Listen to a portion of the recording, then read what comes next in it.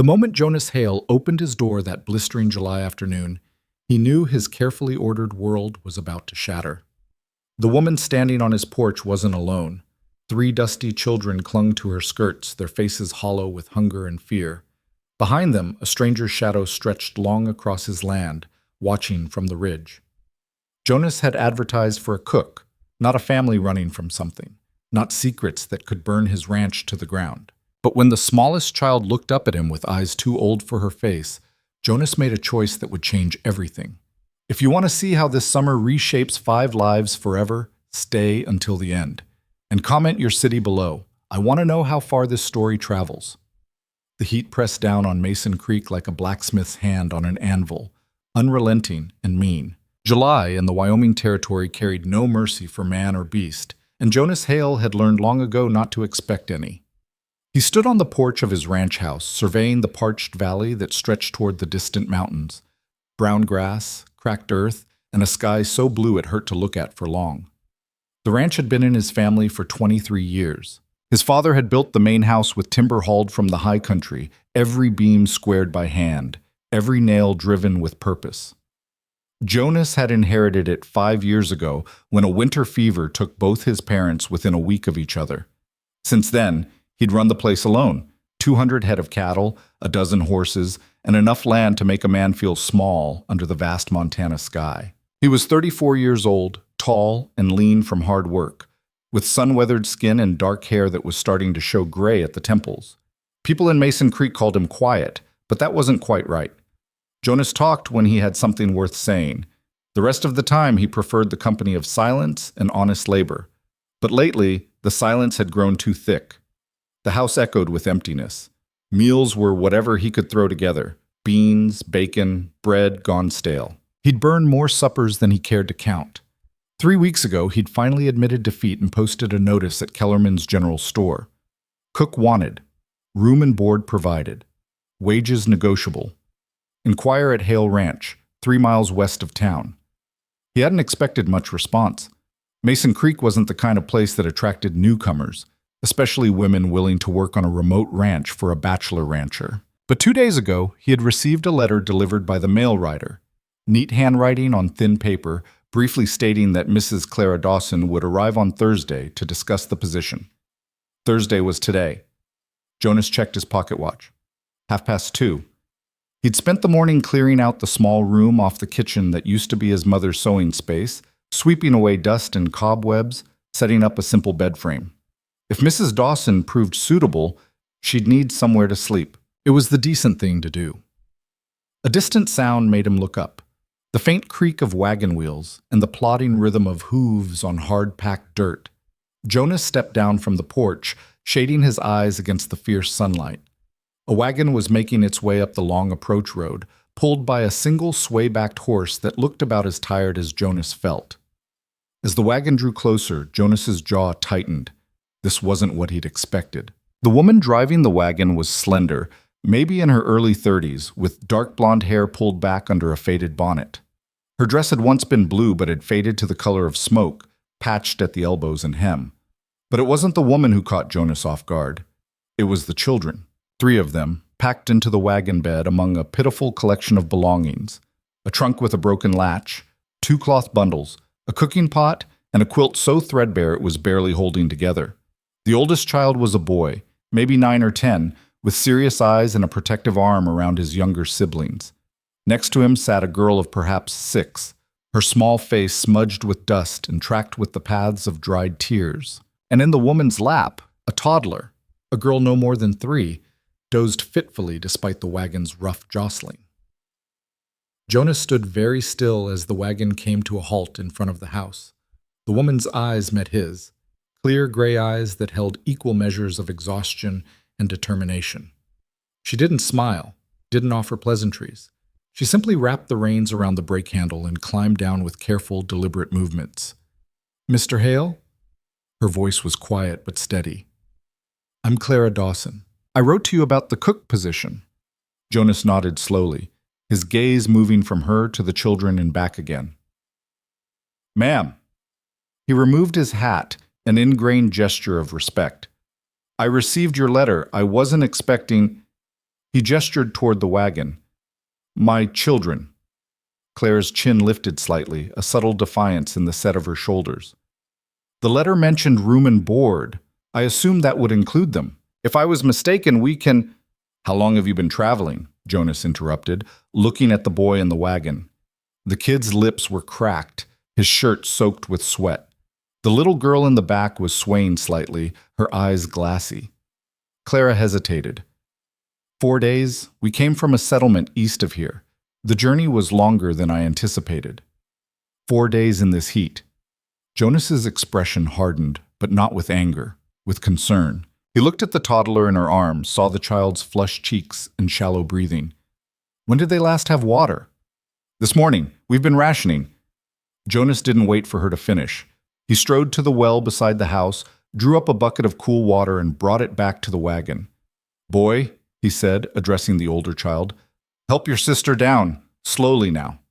The boy moved with surprising efficiency, climbing out and reaching back for the 6-year-old. She came reluctantly, her legs shaky as they touched the ground.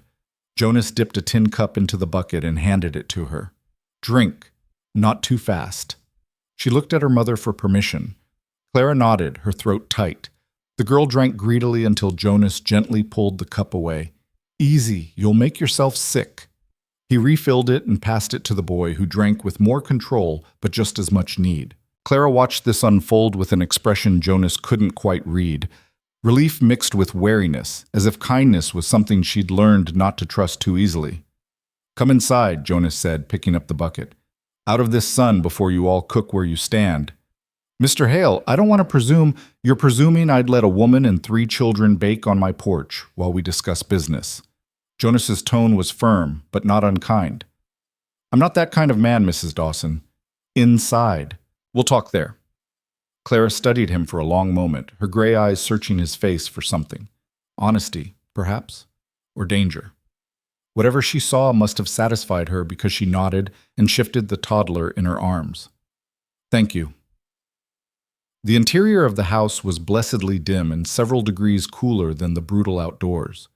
Jonas led them into the kitchen, a large space with a cast-iron stove, a sturdy table, and windows that faced north to catch what little breeze existed. He pulled out chairs and gestured for them to sit. The children arranged themselves around the table with the practiced silence of kids who'd learned not to draw attention. The older boy kept himself positioned between his sisters and Jonas, a small sentinel. The 6-year-old stared at the table's surface, tracing invisible patterns with one finger. The toddler had woken up and was watching Jonas with solemn blue eyes. I'll get you something to eat, Jonas said, moving toward the pantry. It won't be fancy, but— Mr. Hale— Claire's voice stopped him. You've already shown us more kindness than we had any right to expect. Before you go to more trouble, I think we should be clear about the situation. Jonas turned to face her. All right. Clara took a breath, her hands folding together in her lap with the deliberate care of someone trying to maintain composure. I saw your advertisement for a cook. I can cook well, very well in fact. I can also manage a household, tend a garden, preserve food, sew, and do laundry. I'm willing to work hard for fair wages and a safe place for my children to sleep. Safe, Jonas repeated, catching the weight she placed on that word. Yes. Her gaze didn't waver. I need employment, Mr. Hale, and I need it to include my children. If that's not acceptable, tell me now, and we'll be on our way. Jonas leaned against the counter, crossing his arms as he considered her words and what lay beneath them. A woman traveling alone with 3 children, arriving at a stranger's ranch with barely any possessions and a desperate edge to her competence. This wasn't a simple case of seeking employment. This was survival. Where's your husband? He asked quietly. Claire's expression didn't change, but something flickered in her eyes. Pain, old and deep. Dead, she said, 2 months ago. The older boy's jaw tightened. The little girl stopped tracing patterns.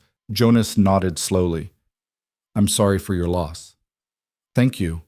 Clara's voice was flat, automatic. She'd said those words before, many times, and they'd worn smooth with repetition. A widow with 3 children and no prospects. Jonas knew what that meant in a place like the Wyoming Territory. Without family or resources, a woman in Clara's position had few options, and most of them were grim. He could turn her away, stick to his plan of hiring a single cook who'd keep to herself and leave his life uncomplicated. It would be the practical choice. But Jonas found himself looking at the children instead. The boy with his protective stance and serious eyes. The girl with dust on her face and fear in her posture.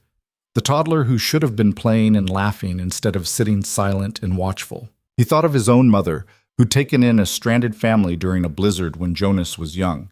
His father had argued it was too much risk, too many mouths to feed, but his mother had looked at those freezing children and said, "Some things matter more than practical." Jonas straightened up and made his decision. The room off the kitchen is yours. It's small, but it's clean.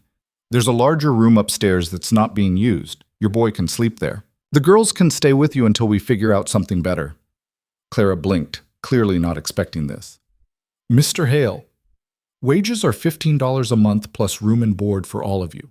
You'll handle cooking, household management, and whatever else needs doing. I expect honest work, and I'll provide fair treatment in return. He paused, his dark eyes meeting hers directly. I run cattle and horses. The work is hard and the hours are long, especially come fall roundup. I'm not easy to cook for. I keep odd hours and I'm particular about my coffee. But I don't drink. I don't raise my voice unless a horse is running off, and I keep my word. Are we clear? Clara stared at him, her careful composure finally cracking to show the raw relief beneath. Her eyes glistened, but she blinked rapidly, refusing to let the tears fall. Yes, she said, her voice barely above a whisper. We're clear. Good. Jonas turned back to the pantry, pulling out bread, butter, and a jar of preserves his mother had put up years ago. Now let's get some food in these children before they fade away entirely. The rest of that first day passed in a strange, tentative rhythm. Clara moved through the kitchen with the careful attention of someone assessing new territory, taking stock of supplies and equipment while Jonas brought in their belongings from the wagon. There wasn't much. The broken trunk contained mostly children's clothes, threadbare but clean. The bundles held a few books, some sewing materials, and a small wooden box that Clara clutched briefly before setting it on the shelf in her new room. The children thawed slowly. The toddler's name was Lucy, and once she'd eaten and had her fill of water, she became more animated, toddling around the kitchen and examining everything with wide-eyed curiosity. The 6-year-old was Sarah, and she watched her little sister with the vigilant attention of someone used to being responsible beyond her years. The boy, Thomas, helped Jonas unhitch the wagon horse and get the animal settled in the barn with food and water. You know your way around horses, Jonas observed as Thomas efficiently checked the animal's hooves and ran a hand along its legs, checking for injuries. Yes, sir. We had horses back. Thomas stopped abruptly, his expression closing off. Before. Jonas didn't push. Well, this one's worn out. She'll need a few days' rest before she's fit for anything. You're welcome to look in on her if you want. Thomas nodded, his serious face showing a flicker of something that might have been gratitude. That evening, Clara prepared supper, a simple meal of fried potatoes, bacon, and cornbread, but it was the best food Jonas had eaten in months. The children ate at the kitchen table while Jonas took his plate to the porch, giving them space. Through the open window, he could hear Clara's soft voice as she told the girls to use their napkins, praised Thomas for helping Sarah with her milk. The sounds of family. Jonas had forgotten what that felt like. After the dishes were washed and the children put to bed, Clara came out to the porch where Jonas sat in the twilight, watching the last of the daylight fade from the western sky. Mr. Hale, she began, but he raised a hand.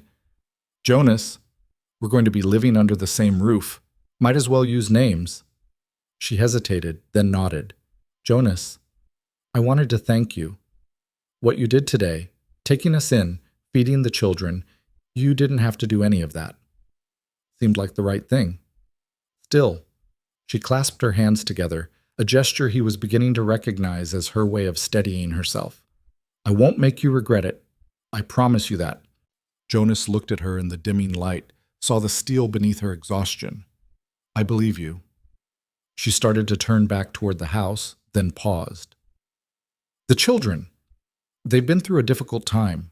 They're good kids, but they might be wary, especially Thomas. He takes his role as protector very seriously. Notice that, Jonas said. He's got reason to, I expect. Clara's silence confirmed it. Well, Jonas continued, this is a good place for children. Lots of space, fresh air, honest work when they're ready for it.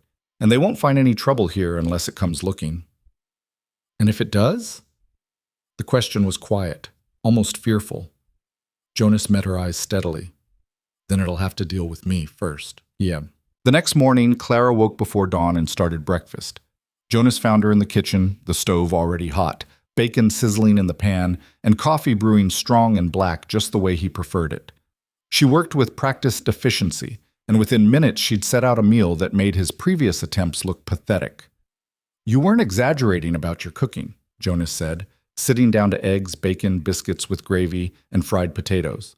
I don't exaggerate, Claire replied, pouring coffee into his mug. About anything. Over the following days, a routine began to establish itself. Jonas rose early and headed out to work the ranch, checking cattle, mending fence, breaking a young horse he'd been training. Clara transformed the house. She scrubbed floors, beat rugs, organized the pantry, and filled the rooms with the smell of bread baking and stew simmering. The children helped where they could. Sarah setting the table, Thomas hauling water, Lucy simply bringing light and laughter to spaces that had been dark too long. By the end of the first week, Jonas barely recognized his own home. Curtains that had hung limp and dusty now moved clean and bright in the breeze. The kitchen gleamed, his clothes were washed and mended, and every evening he came back to a house that felt alive. But Mason Creek noticed. The first time Jonas rode into town for supplies, Kellerman met him at the counter with a knowing look. Heard you hired that widow woman, Kellerman said, weighing out nails. The one with all those kids. News travels, Jonas replied neutrally. It does. Kellerman wrapped the nails in brown paper. Folks are wondering about it. Woman shows up out of nowhere with a sad story and a wagon full of children, and you take her right in. Some think it's mighty charitable of you, Jonas. Others think it's mighty convenient. Jonas's expression hardened. Then others can keep their thoughts to themselves. I'm just saying what's being said. No offense meant.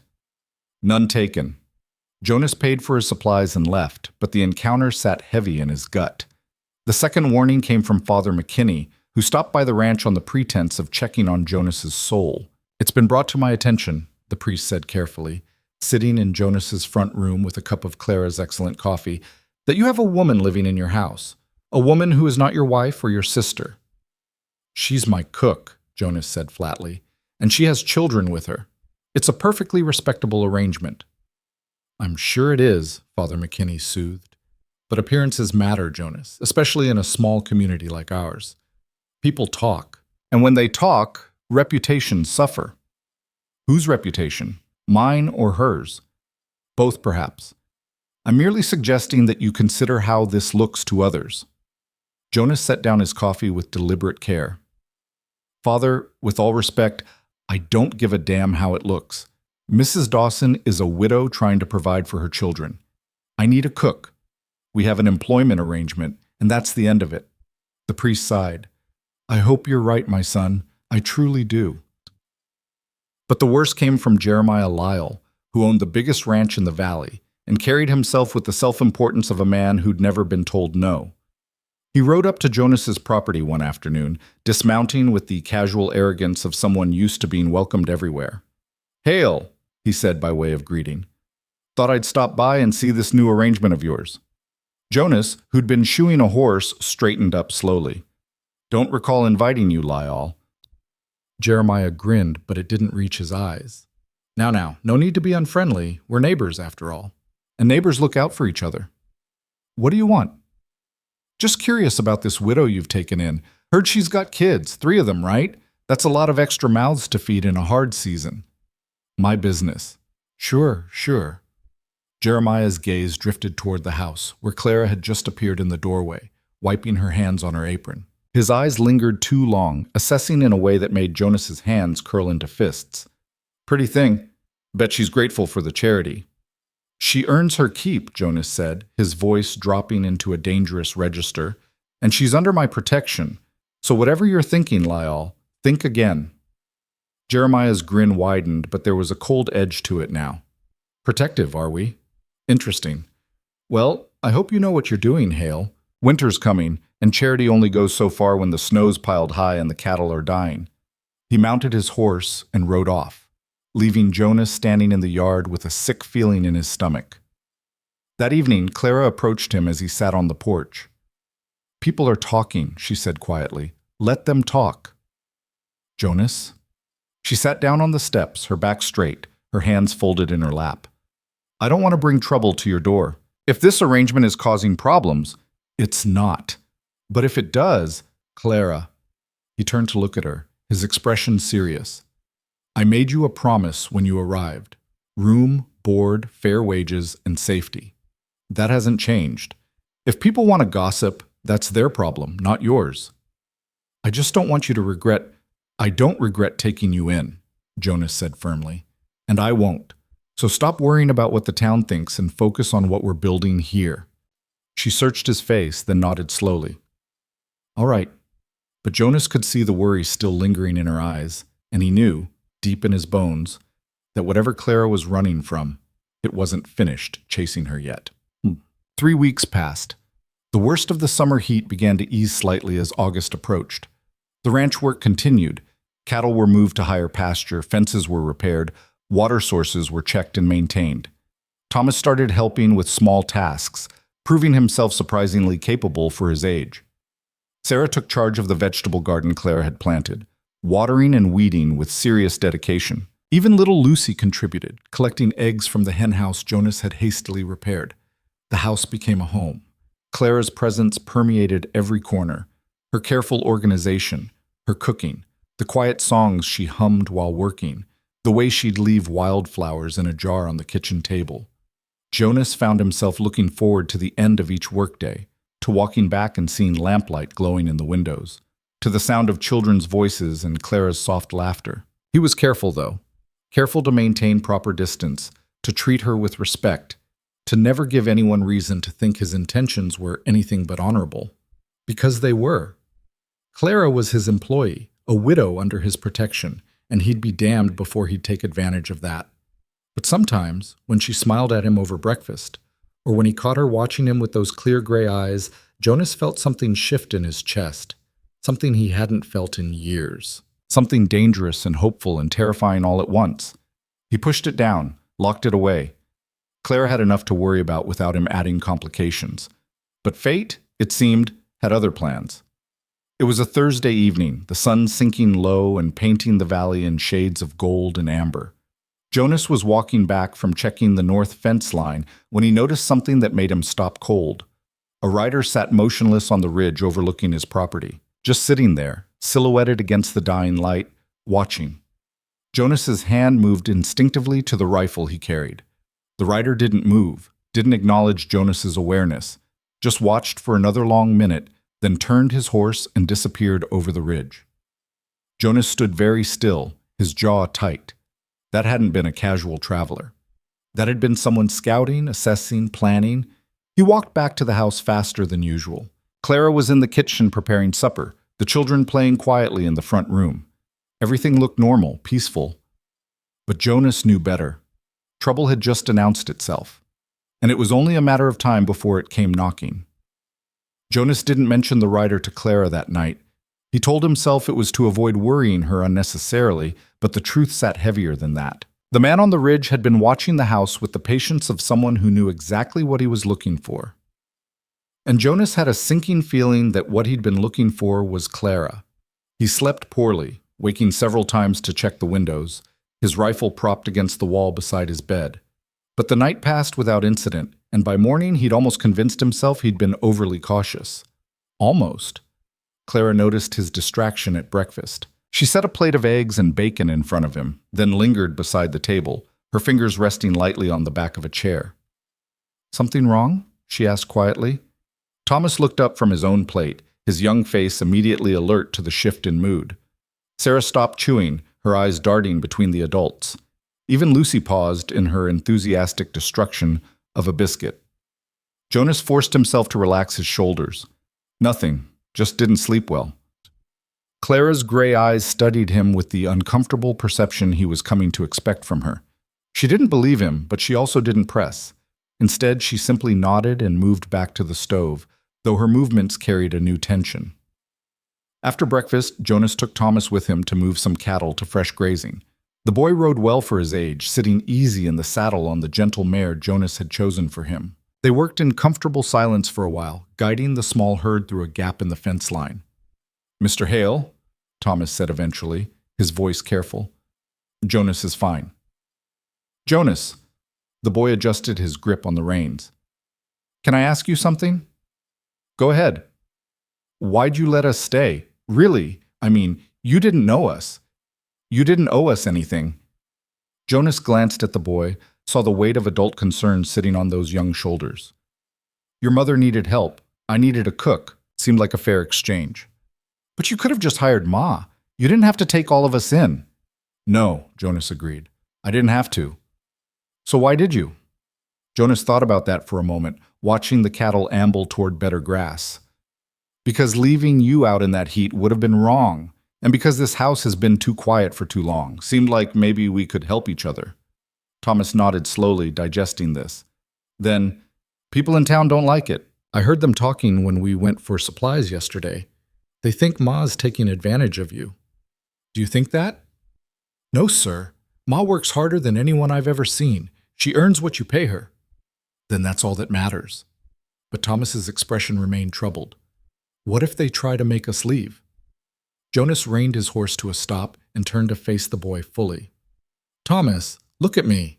He waited until those serious eyes met his. "Nobody is going to make you leave unless your mother decides that's what she wants. This is your home now, for as long as you need it. I gave my word on that, and I don't break my word. Understand?" "Yes, sir." "Good. Now, let's get these cattle settled before the heat gets too fierce." They rode back to the ranch in late morning, the sun already beating down with renewed intensity. As they approached the barn, Jonas noticed a horse tied to the rail near the house. A tall bay gelding he didn't recognize. His hand moved instinctively toward the rifle in his saddle scabbard. "Thomas," he said quietly, "take the horses to the barn and stay there until I come get you." The boy's face went pale, but he nodded and took both sets of reins without argument. Jonas dismounted and approached the house cautiously, his senses heightened. Through the open kitchen window, he could hear voices.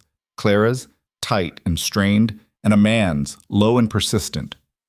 Jonas stepped onto the porch and through the front door. The scene in the kitchen stopped him cold. Clara stood with her back to the stove, her arms crossed protectively across her chest. Sarah and Lucy huddled behind her, their small faces frightened. And standing in the middle of Jonas's kitchen was a man he'd never seen before, tall, rangy, with the weathered look of someone who spent his life outdoors. His clothes were trail-worn but decent, his hat clutched in his hands, his expression a mix of pleading and frustration. "I'm not asking for much, Clara," the man was saying. "Just let me see them. Let me talk to the boy." "No." Clara's voice was flat, final. "They're my brother's children. They're my children. And the answer is no." The man's jaw tightened. "You can't just run off and pretend the past doesn't exist. Michael has a right." "Michael forfeited his rights," Clara said, her voice trembling now with suppressed emotion. "He forfeited them every time he raised his fist, every time he made those children cower in fear, every time he chose a bottle over his family." The stranger's face flushed. "He's trying to change. He's been sober for... I don't care." Clara's hands were shaking, but her voice grew stronger. "I don't care if he's been sober for a day or a year. He nearly killed me, and he terrified our children. I will not subject them to that again. Not ever." Jonas cleared his throat, and both of them spun toward him. Clara's face went from pale to flushed, her eyes showing relief and embarrassment in equal measure.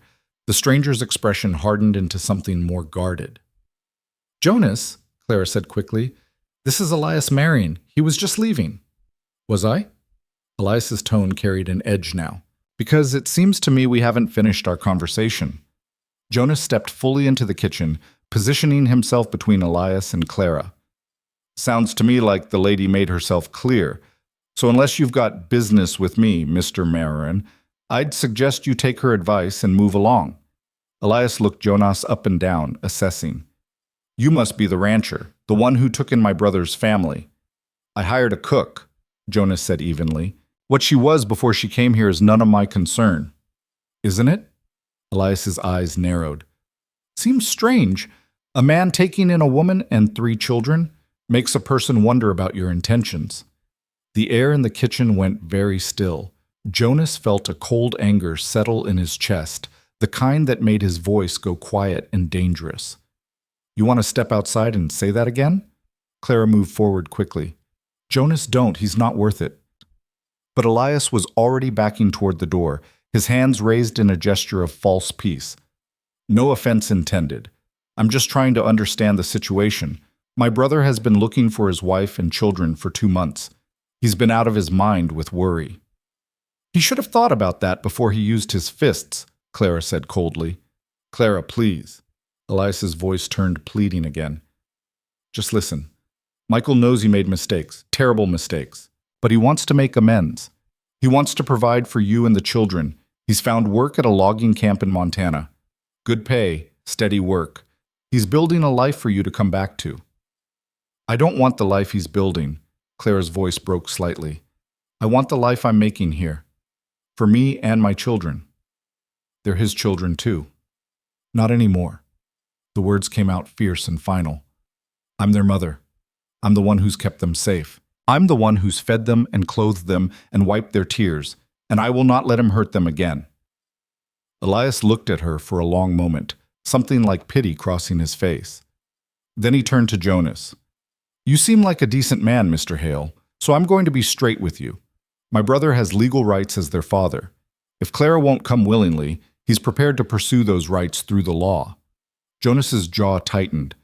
Then he can try, but he'll find that the law moves slow out here, and judges tend to favor mothers when it comes to children, especially when there's evidence of violence. There's no evidence, Elias said quickly. It's her word against his. And the children's word, Jonas countered. You think a judge won't listen to a 10-year-old boy who's seen his father beat his mother? Elias's expression darkened. He settled his hat back on his head with deliberate care. This isn't over, Clara. Michael won't give up. He loves you in his way. He wants his family back. Then he should have thought about that before he destroyed it, Clara said quietly. Elias looked like he might say more, but Jonas took a step forward, and the man seemed to think better of it. He walked to the door, paused on the threshold, and looked back at Clara one more time. He's staying at the Broken Spoke Saloon in town, he said. If you change your mind, that's where you can find him. Or me. Then he was gone, his boots heavy on the porch steps, his horse's hooves clattering as he rode away. The silence in the kitchen felt suffocating. Sarah started to cry, quiet, hitching sobs that she tried to muffle against her mother's skirt. Lucy climbed into Clara's arms, her small face buried against her mother's neck. Clara held them both, her own tears finally spilling over, tracking down her cheeks in silent paths. Jonas stood awkwardly, wanting to help, but not knowing how. Finally, he just said, I'll get Thomas. He found the boy in the barn standing rigid beside the horses, his face pale and his fists clenched. Thomas looked up when Jonas entered, and the fear in his eyes was painful to see. Is he gone? Thomas asked. He's gone. Was it about Pa? Jonas nodded. Your uncle. He says your father wants you back. Thomas's face went from pale to ashen. We can't go back. We can't. He'll hurt Ma again. He always hurts her. Hey. Jonas crouched down to the boy's level. Listen to me. Nobody is taking you anywhere. Not your uncle, not your father, not anyone. You and your sisters and your mother are staying right here, and that's final. But what if he comes? What if he tries to make us? Then he'll have to go through me first. Jonas put a hand on the boy's shoulder. And I promise you, Thomas, that's not going to be easy for him. Thomas searched Jonas's face, looking for certainty, for safety. Whatever he saw there must have reassured him because some of the tension left his small frame. Why are you helping us? He asked, his voice small. Why do you care? Jonas thought about that question. He could give the easy answer, the practical one about needing a cook and doing the decent thing, but Thomas deserved more than easy answers. Because I know what it's like to lose people you love, Jonas said quietly. My parents died 5 years ago, and this place has been empty ever since. Not just of people, but of life. Your family brought that back. And maybe it's selfish, but I'm not ready to lose that again. So I'm going to do whatever it takes to keep you safe. All of you." Thomas nodded slowly, then did something that surprised Jonas. He stepped forward and wrapped his arms around Jonas's waist in a fierce hug. Jonas froze for a moment, then carefully put his arms around the boy, feeling the way Thomas trembled with relief and residual fear. "It's going to be all right," Jonas said quietly. "I promise." He just hoped it was a promise he could keep. That evening, after the children were in bed, Clara came to find Jonas on the porch. She'd regained her composure, but her eyes were red-rimmed and her face looked drawn. "I owe you an explanation," she said. "You don't owe me anything." "I do." She sat down on the steps, her hands folded in her lap in that familiar gesture. "You took us in without knowing the truth. You deserve to know what you've gotten yourself into." Jonas waited, giving her space to find the words. "I met Michael Dawson when I was 18, Claire began, her voice quiet but steady. "He was charming, handsome, full of grand plans and big promises. We married quickly, too quickly. I was young and stupid and thought love could overcome anything." She paused, her fingers twisting together. "For the first year it was good. He worked hard. We had a small place. And when Thomas came along, Michael seemed happy, proud. But then the work dried up. He started drinking, and when he drank, he changed." Jonas's jaw tightened, but he said nothing. At first it was just words, cruel words, meant to cut and diminish. Then one night, he came home drunk and angry about something. I don't even remember what. I said something he didn't like, and he hit me. Her voice remained flat, reciting facts. He was horrified afterward, cried, begged forgiveness, swore it would never happen again. And I believed him. I wanted to believe him. "But it did happen again," Jonas said quietly. "Yes, again and again. Each time he'd apologize. Each time he'd swear he'd change. And each time I stayed because I had nowhere else to go. My parents were dead. I had no money, no skills beyond keeping house and raising babies. So I stayed and told myself I could manage it, that if I just tried harder, loved him better, kept the house cleaner, the children quieter, maybe he'd stop." "Clara, but it only got worse, especially after Sarah was born, and then Lucy. More mouths to feed, more pressure, more reasons for him to drink and rage. Thomas started getting between us, trying to protect me. He was 7 years old and trying to protect his mother from his own father." Her voice finally cracked. "That's when I knew I had to leave. I couldn't let my son grow up thinking that was normal, that violence and fear were just part of love." "So you ran," Jonas said. "So I ran. I took the children one night while Michael was passed out drunk. I had a little money saved, coins I'd hidden over the years. We got on a wagon heading west and we just kept moving. Different towns, different jobs. I worked as a seamstress, a laundress, anything I could find. But we never stayed long. I was always afraid he'd find us." "Is he really sober? Like his brother said?" Clara's laugh was bitter. "I don't know, maybe. Michael was always good at promises when he was sober. It was keeping them that was the problem." Jonas looked out at the dark valley, considering. "What do you want to do?" "What do you mean?" "I mean, it's your decision. If you want to talk to him, hear him out, I'll go with you. If you want to leave, find somewhere else to settle. I'll help you get there safely. And if you want to stay and fight, I'll stand beside you. But it has to be your choice, Clara. Not mine, not Elias's, not your husband's. Yours." She turned to look at him, her eyes shining with fresh tears. "You'd really do that? Help me leave if that's what I wanted? I gave you my word you'd be safe here. That doesn't change just because things got complicated." Clara was quiet for a long moment, staring out at the same darkness Jonas was watching. "I don't want to leave," she said finally. "I don't want to keep running. For the first time in years, my children are happy. They laugh, they play. They don't flinch when someone raises their voice. I watch Sarah in the garden and Thomas with the horses, and I see them becoming themselves instead of just surviving. I won't take that away from them." "Then we stay," Jonas said simply. "But if Michael comes, if he comes, we deal with it, together." Clara wiped at her eyes, a small smile breaking through despite everything. "You're a good man, Jonas Hale. Better than I deserve."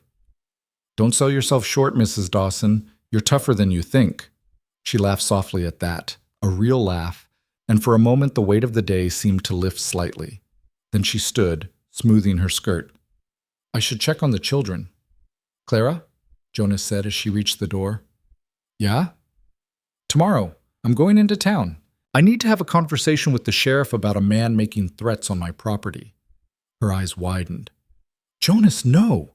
That'll just make things worse. Michael will know that if he wants to cause trouble, he'll have to answer for it legally. I'm not going to sit back and wait for him to make a move. Better to set the boundaries now."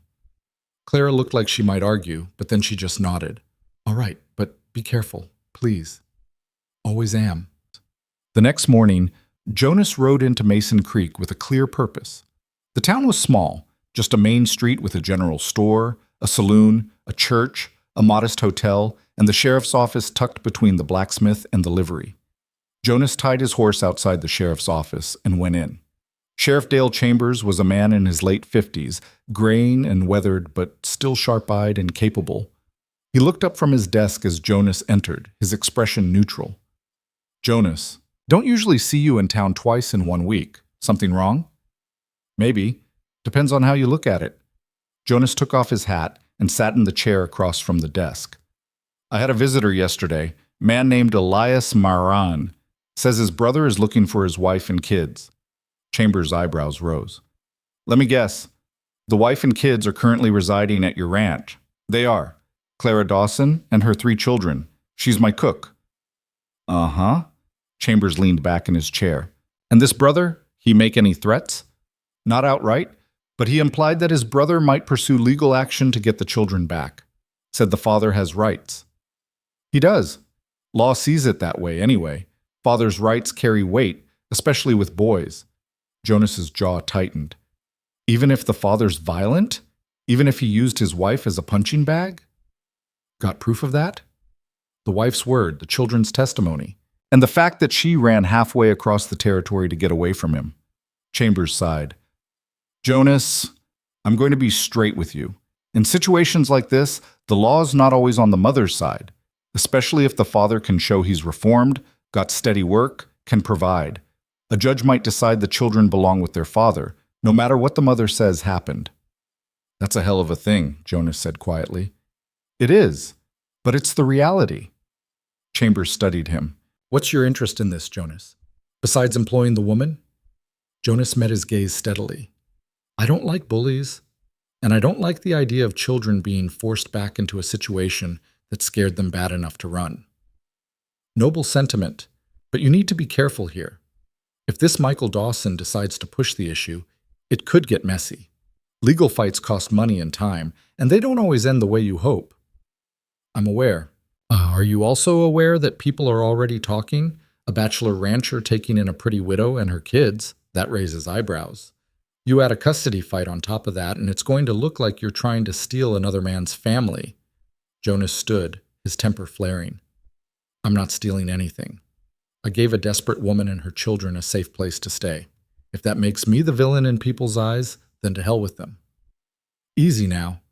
Chambers raised a placating hand. "I'm not saying I agree with the gossip. I'm just warning you what you're up against. If Dawson shows up and starts making noise, I'll do what I can to keep things civil. But Jonas, you need to understand, if he's really cleaned up, if he can prove he's sober and working, the law might side with him. And there's not much I can do about that." Jonas settled his hat back on his head. "Then I guess we'll cross that bridge when we come to it.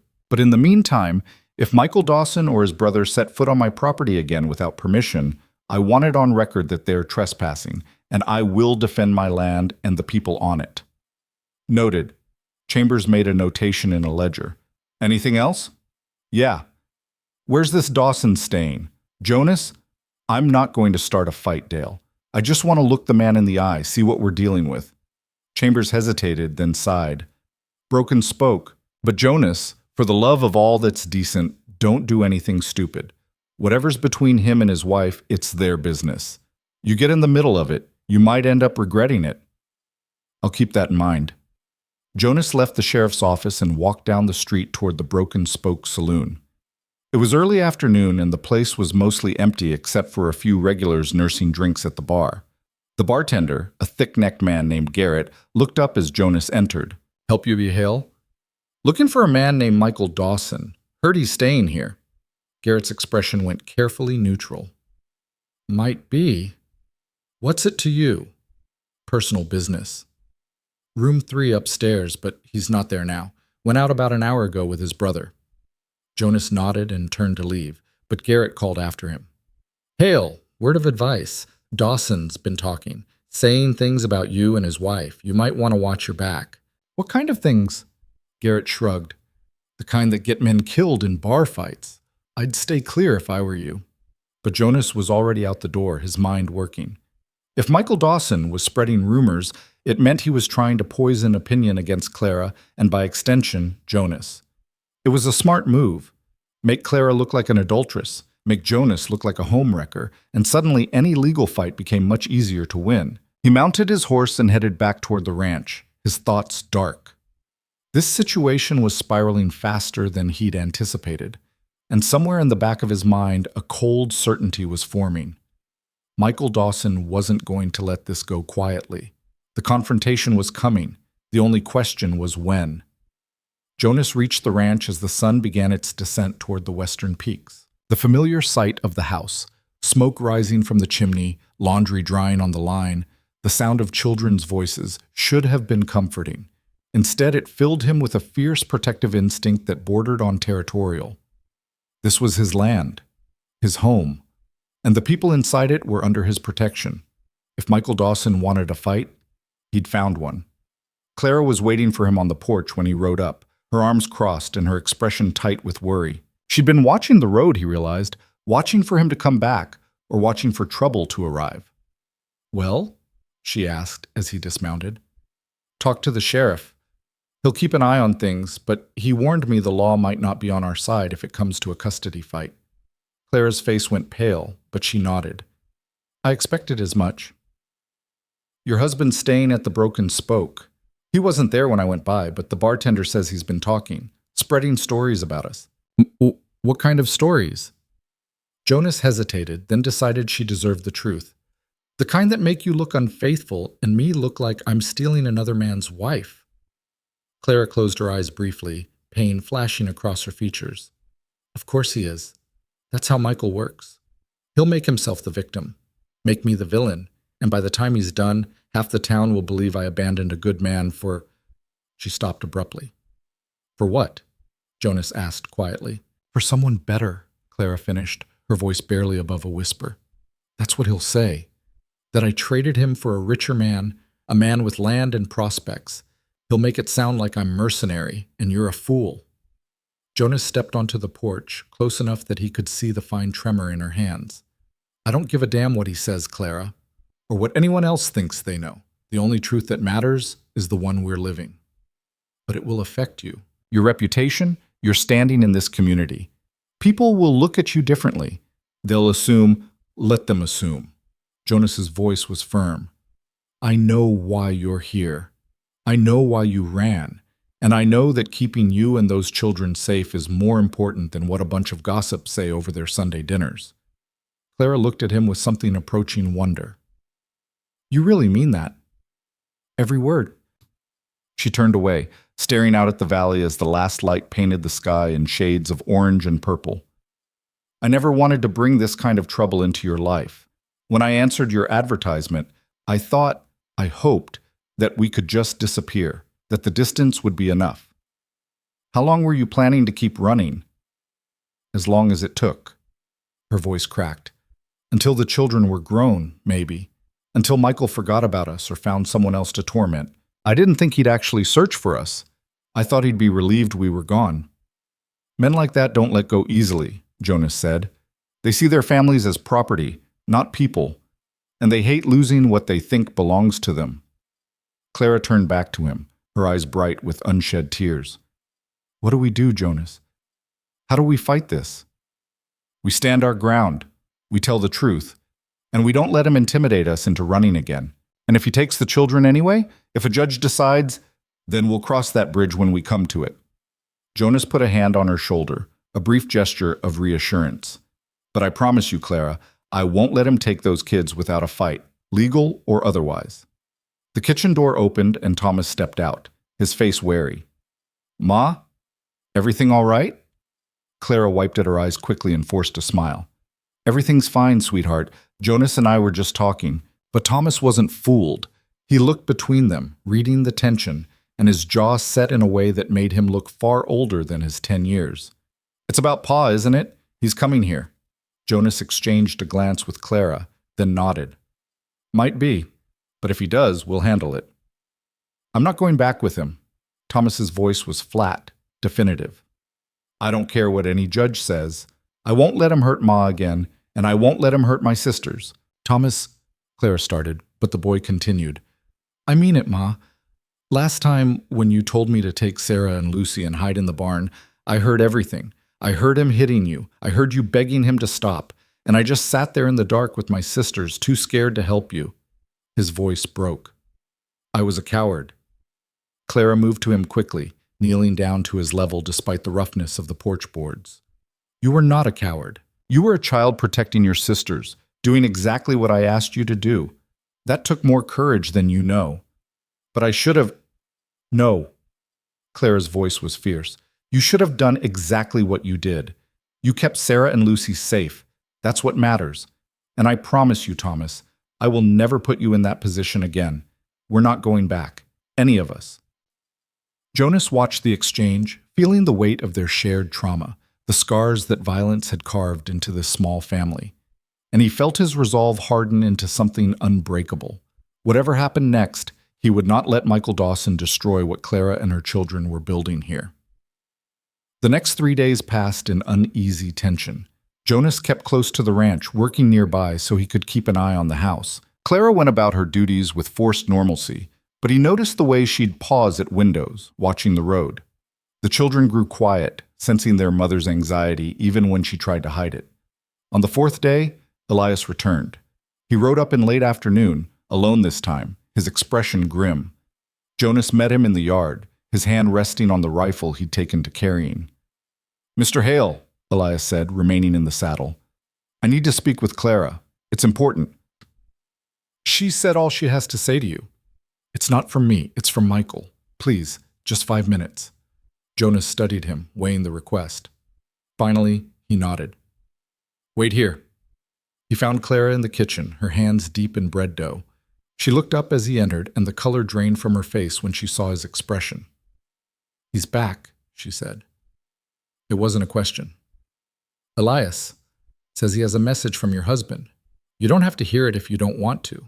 Clara wiped her hands on her apron, her movements deliberate. No, I'll hear it. Better to know what we're facing. They walked out together, Jonas positioning himself slightly in front of her, a subtle barrier between Clara and Elias. The older man dismounted this time, holding his hat in his hands, his expression weary. Clara, he began. Michael wants to meet with you. Just talk. Nothing more. He's asked me to arrange it. No, Clara said immediately. Please, just listen. He knows he can't force you to come back. He knows he has no right to ask that after what he did. But he wants to see the children. He wants to know they're all right. They're fine. Better than they've ever been. He needs to hear that from them, or at least see them with his own eyes. Elias's voice took on a pleading tone. Clara, he's sober. Truly sober this time. He's been working at a logging camp for 6 weeks, hasn't touched a drop. He's trying to make something of himself. Good for him, Clara said coldly. That doesn't change what he did. It doesn't erase the fear or the pain or the nights my children cried themselves to sleep because they were afraid of their own father. I know that, and Michael knows it too, but he's asking, begging, for a chance to at least apologize, to let the children know he's sorry. Is that really so much to ask? Jonas felt Clara trembling beside him, fury and pain warring in her rigid posture. Yes, she said, her voice shaking. It is too much, because an apology changes nothing.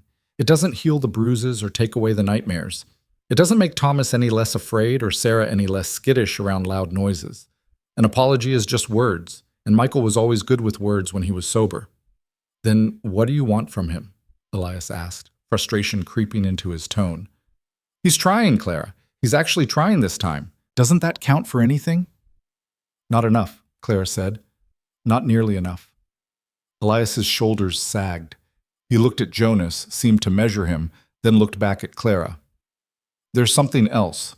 Michael's talked to a lawyer in Cheyenne. The lawyer says he has a strong case for getting the children back, especially Thomas. Says a boy needs his father, and the courts will likely agree. Clara's breath caught. Jonas felt rage surge through him, hot and immediate. That's a threat, Jonas said quietly. It's information, Elias corrected. Michael doesn't want to go that route. He'd rather work this out between you two, like reasonable people. But if you refuse to even talk to him, if you keep the children from him entirely, he'll have no choice but to pursue legal action. Tell him to try, Jonas said, his voice hard as iron. Tell him to bring his lawyer and his case and his reformed character to court. We'll see how it holds up when Clara and the children testify about what he really is. Elias's expression darkened. You're making a mistake, Hale. You think you're helping, but you're just making this harder for everyone, including Clara. That's not your decision to make, Clara said. And it's not Michael's either. Jonas is right. If Michael wants to fight this in court, let him try. But I will not expose my children to him willingly. Not now, not ever. For a long moment, Elias just looked at her. Then he shook his head slowly, something like sadness crossing his weathered face. I tried, Clara. I really did. I told Michael this wouldn't work, that you'd never agree. But he insisted I come here, that I try one more time. He put his hat back on. I'll tell him you refused, but you should know he's not going to let this go. He'll be here, probably by week's end, with the sheriff and the lawyer, most likely. And when that happens, there won't be anything I can do to stop it. He mounted his horse and rode away, leaving Clara and Jonas standing in the yard as the dust settled around them. Clara's composure finally broke. She turned into Jonas's chest, her body shaking with silent sobs. Jonas hesitated for only a moment before putting his arms around her, holding her as she cried out her fear and frustration against his shirt. I'm sorry, she gasped. I'm so sorry for bringing this into your life. Stop apologizing, Jonas said quietly, his hand moving to her back in what he hoped was a comforting gesture. You did nothing wrong. None of this is your fault. But it's affecting you, your reputation, your peace.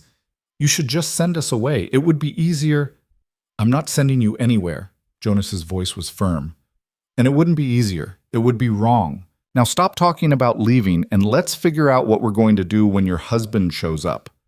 Clara pulled back, wiping at her eyes with the back of her hand. What can we do?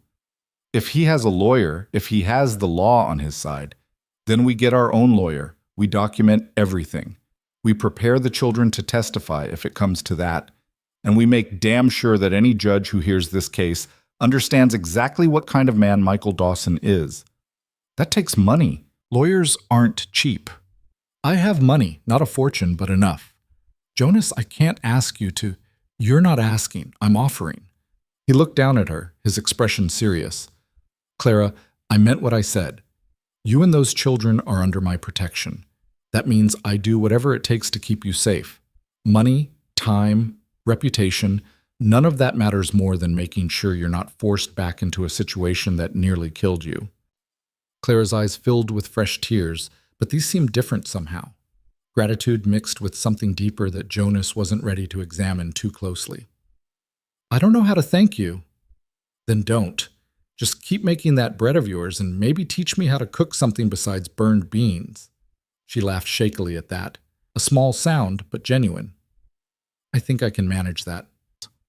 That evening, after supper was cleared and the children were playing quietly in the front room, Jonas rode into town one more time. He found the telegraph office still open and sent 2 messages. One to a lawyer he'd met years ago in Cheyenne, asking for advice and possible representation, and another to his cousin in Denver who worked for the territorial government, inquiring about custody laws and how they applied in cases of documented abuse. The responses wouldn't come quickly, but at least he was taking action, building a defense, even if he wasn't entirely sure what they were defending against yet. When he returned to the ranch, he found Clara sitting on the porch in the darkness, a shawl wrapped around her shoulders against the cooling night air. Can't sleep? He asked, settling into the chair beside her. Too much on my mind. She looked out at the stars, brilliant and uncountable in the vast sky. I keep thinking about what Elias said, about Michael being sober, working, trying to change. Part of me wants to believe it's true. Part of me wants to believe that people can actually change. But the rest of you knows better, Jonas said. The rest of me remembers all the other times he promised to change. All the other times he swore he'd never hit me again, never lose his temper, never choose the bottle over his family. And I remember what always happened after those promises. She pulled the shawl tighter. How do you know when someone's really changed versus when they're just saying what they think you want to hear? Jonas considered that. I think real change shows in actions, not words, and it takes time. 6 weeks sober is a start, but it's not proof, especially not when the person asking for trust is the same one who broke it repeatedly. That's what scares me most, Clara admitted. That he'll show up here with his lawyer and his promises and somehow convince a judge that he's turned his life around. That I'm being cruel by keeping the children away from their reformed father. And then I'll have to watch my children be handed over to a man who might hurt them. That's not going to happen. You can't promise that.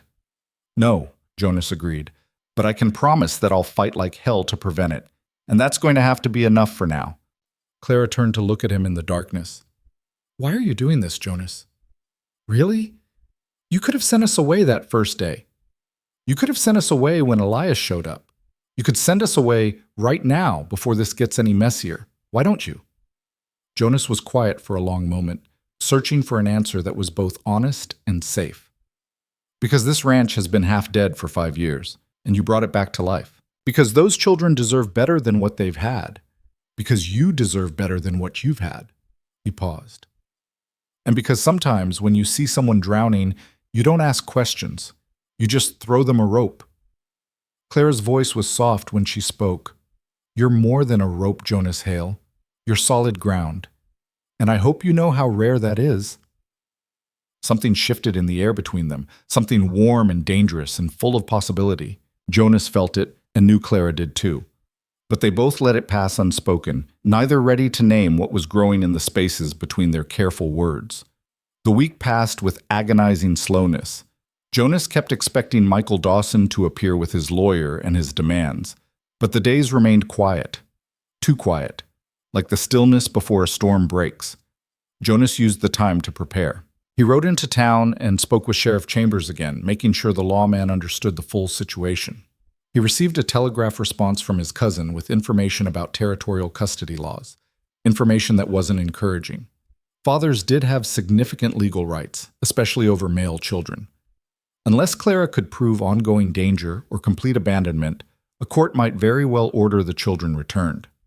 The lawyer in Cheyenne sent a more measured response. He'd be willing to represent Clara if it came to a court case, but his fees were substantial and the outcome was far from guaranteed. Wyoming Territory courts tended to favor keeping families together, even families with troubled histories. Jonas read the telegrams and felt cold dread settle in his stomach. The law, it seemed, cared more about a father's rights than a mother's reasons for running. He didn't share the details with Clara, but she was perceptive enough to read his expression when he came back from town. It's bad, isn't it? She asked. It's not ideal, Jonas admitted, but it's not over yet either. On the 8th day after Elias's visit, everything changed. Jonas was working on the north fence line when Thomas came riding up fast, his face pale and his breath coming hard.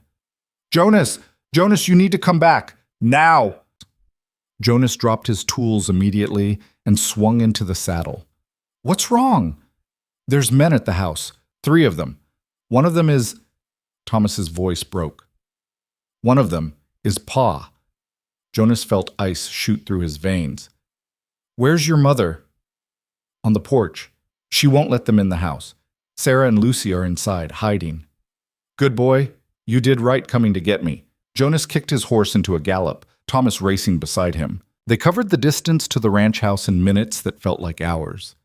As they crested the last rise, Jonas could see 3 horses tied at his rail, 3 men standing in his yard, and Clara on the porch, her back against the door, her face pale but resolute.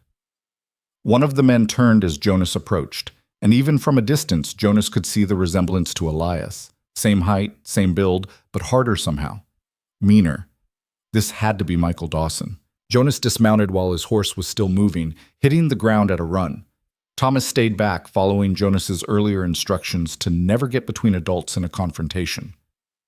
What's going on here? Jonas demanded, positioning himself between the men and Clara. Michael Dawson looked him up and down with cold assessment. He was maybe 35, weathered from hard living, with eyes that were clear but carried a dangerous edge. Beside him stood a man in a suit, the lawyer, Jonas guessed, and Sheriff Chambers, looking deeply uncomfortable. "Mr. Hale," the sheriff said, "this is Michael Dawson. He's asked me to accompany him while he speaks with his wife." "She's not his wife anymore," Jonas said flatly. "Not in any way that matters." "Actually," the lawyer interjected smoothly, "she is still legally married to Mr. Dawson. They never divorced, which means he has every right to speak with her." "She doesn't want to speak with him. That's her right." "Jonas, it's all right," Clara said from behind him, her voice strained. "Let him say what he came to say." Michael's gaze shifted past Jonas to Clara, and his expression softened into something that might have been genuine emotion or might have been calculated manipulation. "Clara, you look well. What do you want, Michael?" "I want to talk. Just talk. About the children, about the future, about—" "There is no future," Clara interrupted. "Not together. I told Elias that. I thought he made it clear." "He did, but I needed to hear it from you. I needed to see you and know that you're really done with me." Michael took a step forward, and Jonas moved to block him. The two men stood face to face, tension crackling between them. "Back up," Jonas said quietly. "This is between me and my wife," Michael replied, his voice equally quiet but edged with threat. "You should stay out of it. She's under my protection. That makes it my business." "Your protection?" Michael's laugh was ugly. "Is that what they're calling it now? How convenient for you, Hale, getting a ready-made family. Cook, housekeeper, and a warm body in your bed." Jonas's fist connected with Michael's jaw before the man could finish the sentence. Michael staggered back, blood blooming from his split lip. The lawyer jumped aside. Sheriff Chambers moved forward quickly. "Enough!" the sheriff barked. "Hale, step back! Now!" Jonas did, but his hands remained clenched, his entire body vibrating with rage. "Say something like that again, and the sheriff won't stop me next time." Michael wiped blood from his mouth, and when he smiled, his teeth were red. "Touched a nerve, did I? Or maybe I hit closer to the truth than you want to admit." "Michael, stop!" Clara's voice cut through the tension. She stepped down from the porch, moving to stand beside Jonas. "You don't get to do this. You don't get to come here and insult me or Jonas or make ugly accusations. You lost that right when you put your fists on me." "I made mistakes," Michael said, his tone shifting to something that sounded like remorse. "Terrible mistakes. But I'm sober now, Clara. Truly sober. I've been working, saving money. I can provide for you and the children. I can be the husband and father I should have been all along. You had years to be that man. You chose not to. I was sick. Alcoholism is a sickness, Clara. You can't blame me for— I can and I do." Clara's voice was steel. "Because even when you were sober, you were cruel. Even when you weren't drinking, you were controlling and mean and small. The alcohol just made you violent. The problem was always you, Michael, not the bottle. You." Michael's expression hardened, the mask of remorse falling away. "I see. So that's how it is. You've got your new man, your new life, and you're just going to pretend I don't exist. Pretend the children don't have a father who loves them." "You want to talk about love?" Clara's voice rose, years of suppressed anger finally breaking free. "You want to talk about the father who made his son stand between him and his mother, trying to protect her? The father who made his daughters hide in the barn while he beat their mother unconscious? That's your idea of love, Michael?" "I never touched the children. You didn't have to. They lived in fear every single day. They learned to read your moods, to stay quiet when you were angry, to make themselves invisible. Sarah was 5 years old, and she already knew how to disappear. What kind of love is that?" The lawyer cleared his throat. "Mrs. Dawson, while I understand your anger, Mr. Dawson has legal rights as the children's father. We can do this the easy way, with cooperation and mutual agreement, or we can do it the hard way, through the courts. But either way, he will have access to his children." "Like hell he will," Jonas said. "Mr. Hale, you have no legal standing in this matter. You're not related to these children. You have no rights where they're concerned. Maybe not legally, but morally? I've got every right to protect them from a man who traumatized them." Sheriff Chambers stepped forward, his expression weary. Folks, this needs to calm down before someone does something they can't take back. Mr. Dawson, you've said your piece. Mrs. Dawson has made her position clear. I suggest you and your lawyer take your leave and pursue this through proper legal channels, if that's what you're determined to do. I just want to see them, Michael said, and there was a desperate edge to his voice now. Just let me see my children. Let me tell them I'm sorry. Is that really so unreasonable? Clara's resolve wavered for just a moment. Jonas could see it in her face, the part of her that wanted to believe people could change, that wanted to give her children's father one last chance to prove he was different. But then the door behind them opened, and Sarah's small voice said, "Mama?" Everyone turned. Sarah stood in the doorway, her face pale, her eyes wide with fear. And behind her, barely visible in the shadows, Thomas stood with his arm around Lucy, his young face set in grim determination. Michael took a step toward the porch. "Sarah, sweetheart, it's me. It's Papa. I've missed you so much." Sarah's face crumpled. She turned and ran back into the house, her sobs carrying through the open door. Lucy started crying too, her wails high and terrified. Only Thomas remained visible, standing in the doorway like a small sentinel. "Get out," Thomas said, his voice shaking but fierce. "Get out, and don't come back." Michael stopped as if he'd been struck. The color drained from his face as he looked at his son, his firstborn, the boy he'd named after his own father, and saw nothing but rejection and fear. "Thomas," Michael started, but the boy cut him off. "I remember everything, Pa. Every time you hit her, every time you made her cry, every time we had to hide and listen to you hurting her. And I'll tell that to any judge you bring here. I'll tell them the truth about what you are." The silence that followed was absolute. Even the lawyer seemed at a loss for words. Finally, Michael turned away, his shoulders slumping. When he looked back at Clara, his expression was empty. "You've poisoned them against me." "No," Clara said quietly. "You did that yourself. Every time you chose violence over love, every time you chose the bottle over your family, you poisoned them all on your own." Michael stared at her for a long moment, something dark and bitter working in his face. Then he turned to his lawyer. "File the papers. I want my children back, and I want this settled legally. If she won't be reasonable, we'll let a judge decide." The lawyer nodded, already making notes. "We'll file in Cheyenne. Custody hearing should be scheduled within a month." Michael mounted his horse without another word. The lawyer followed suit. Sheriff Chambers lingered, looking at Jonas with a mixture of sympathy and warning. "This is going to get ugly," the sheriff said quietly. "You sure you want to be in the middle of it?" "I'm already in the middle of it," Jonas replied, "and I'm not backing down." Chambers nodded slowly. "Then you'd better get yourself a good lawyer. Because Michael Dawson's not wrong about one thing, the law does tend to favor fathers, especially when they can show they're trying to reform." He rode away, leaving Jonas and Clara standing in the yard as the dust settled around them. Clara turned to Jonas, her face streaked with tears. "It's really happening. He's really going to try to take them." "Let him try," Jonas said, though his heart was heavy with the knowledge of how hard this fight would be. "We're not giving up without a battle." Inside the house, the children were crying. Clara went to them, gathering them close, speaking soft words of comfort and reassurance. Jonas watched from the doorway, feeling the weight of responsibility settle on his shoulders like a physical burden. He'd made a promise to protect this family, and he intended to keep it, no matter what it cost him. The days following Michael's visit felt like living under a gathering storm. Clara moved through her work with mechanical precision, cooking meals and tending the house. But Jonas could see the fear eating at her beneath the surface.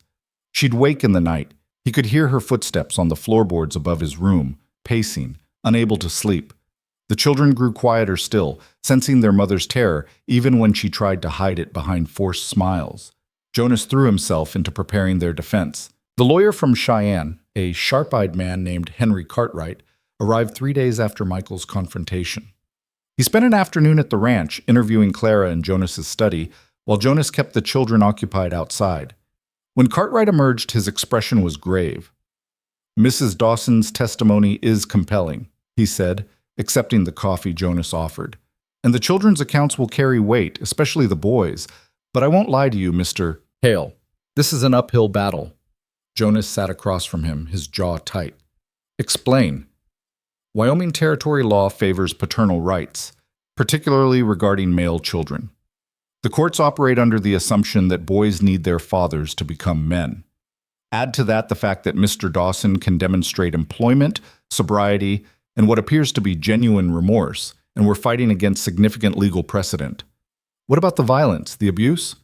Mrs. Dawson has no medical records documenting her injuries, no witness statements from neighbors or family. It's her word against his, and defense counsel will argue that a desperate woman might exaggerate or even fabricate claims to keep her children. Jonas's hands curled into fists. That's insane. You've talked to her. You've seen those kids. You really think she's lying? Of course not. But what I think doesn't matter. What matters is what we can prove in court. Cartwright set down his coffee cup with careful precision. We need evidence, documentation, witnesses who can testify to the abuse or its effects on the children. Without that, this becomes a question of character, and Michael Dawson's lawyer will paint him as a reformed man seeking redemption while painting Mrs. Dawson as an unforgiving wife who abandoned her husband. So what do we do? Cartwright pulled out a leather notebook and began making notes. First, we document everything. Every interaction with Mr. Dawson from this point forward. Any threats, any intimidation, anything that demonstrates he hasn't actually changed. Second, we prepare the children to testify. That will be difficult. Courts don't like subjecting children to that kind of questioning, but their first-hand accounts are our strongest evidence. Thomas already said he'd testify. The boy has courage, but courage won't be enough. When a defense attorney starts questioning him about specific dates, specific incidents, trying to confuse him or make him contradict himself. We need to prepare him for that, and it won't be pleasant. Jonas looked toward the window, where he could see Thomas in the yard, teaching Sarah how to properly brush down a horse. The boy's face was serious, focused, and far too old for his years. He can handle it. He's tougher than he looks. I hope you're right. Bupple Cartwright stood, tucking his notebook into his jacket. The hearing is set for 3 weeks from today in Cheyenne. I'll do everything I can, Mr. Hale, but you should prepare Mrs. Dawson for the possibility that we might not win this. We'll win, Jonas said, though he wasn't sure if he was stating a fact or making a prayer to a fate he didn't quite believe in. After Cartwright left, Jonas found Clara in the kitchen, her hands immersed in dishwater, scrubbing the same plate over and over without seeming to notice. He gently took the plate from her hands and set it aside. Clara.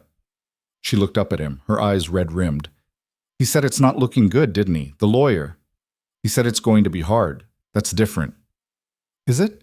Her voice cracked. Jonas, what if I lose them? What if some judge decides that Michael's 6 weeks of sobriety outweigh years of terror? What if they hand my children over to him and I never see them again? Jonas took her shoulders, forcing her to meet his eyes. That's not going to happen. You can't promise that. No, I can't. But I can promise that we're going to fight with everything we have. And I can promise that no matter what happens in that courtroom, I'm not going to let you face it alone.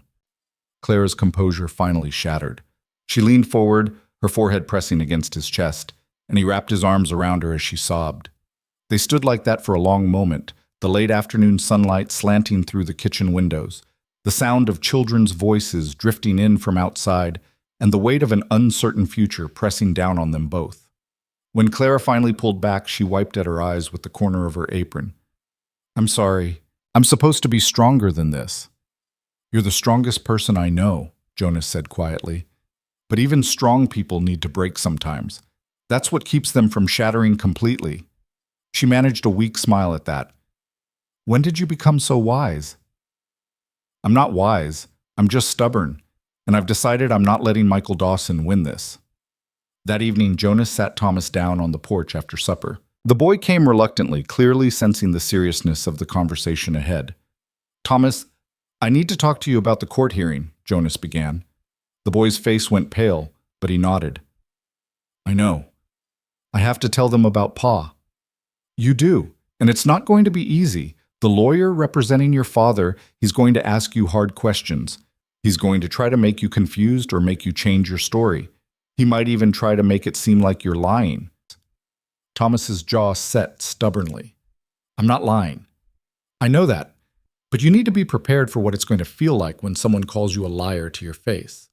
When they ask you to prove things you can't prove because you were too young to understand dates and times. I remember what happened. I remember everything. Jonas studied the boy's determined face and saw the fear beneath the bravado. Tell me what you remember, exactly as it happened. Start with the worst time, the time that made your mother decide to run. Thomas was quiet for a long moment, his hands gripping the porch railing. When he spoke, his voice was small but steady. It was nighttime, late. Sarah and Lucy were already asleep. I was supposed to be sleeping too, but I heard Pa come home. I could tell he'd been drinking because he was stumbling, knocking into things. Jonas waited, letting the boy find his words. Ma asked him where he'd been. She wasn't angry, just worried. But Pa got mad anyway. Started yelling about how she was always questioning him, always nagging. Then I heard the first hit. Thomas's voice wavered, but didn't break. It sounded like thunder. Then Ma was crying, begging him to stop, to please just calm down. But he kept hitting her. I counted 6 times before Ma told me to take my sisters to the barn. And you did. Yeah, I grabbed Sarah and Lucy and we ran. We hid in the loft and I covered their ears so they wouldn't hear Ma screaming. But I heard it, all of it. Thomas looked at Jonas, his young eyes ancient with pain. In the morning, Ma's face was all purple and swollen. One of her eyes was shut completely. She could barely walk. But when Pa woke up, he didn't even remember doing it. He saw her face and just looked confused, like he couldn't understand how she'd gotten hurt. Did he apologize? Yeah. He cried and said he was sorry and promised he'd never drink again. Ma just nodded, but I could see in her face she didn't believe him anymore. That's when she started planning to leave. She started hiding money, packing clothes little by little. It took her 6 weeks before she had enough saved, and then one night when Pa passed out, we left. Jonas felt rage burning in his chest, hot and fierce. You're very brave, Thomas. Braver than most grown men I know. I don't feel brave. I feel scared. What if I have to say all this in front of Pa? What if he gets mad? He can get as mad as he wants. He can't touch you there.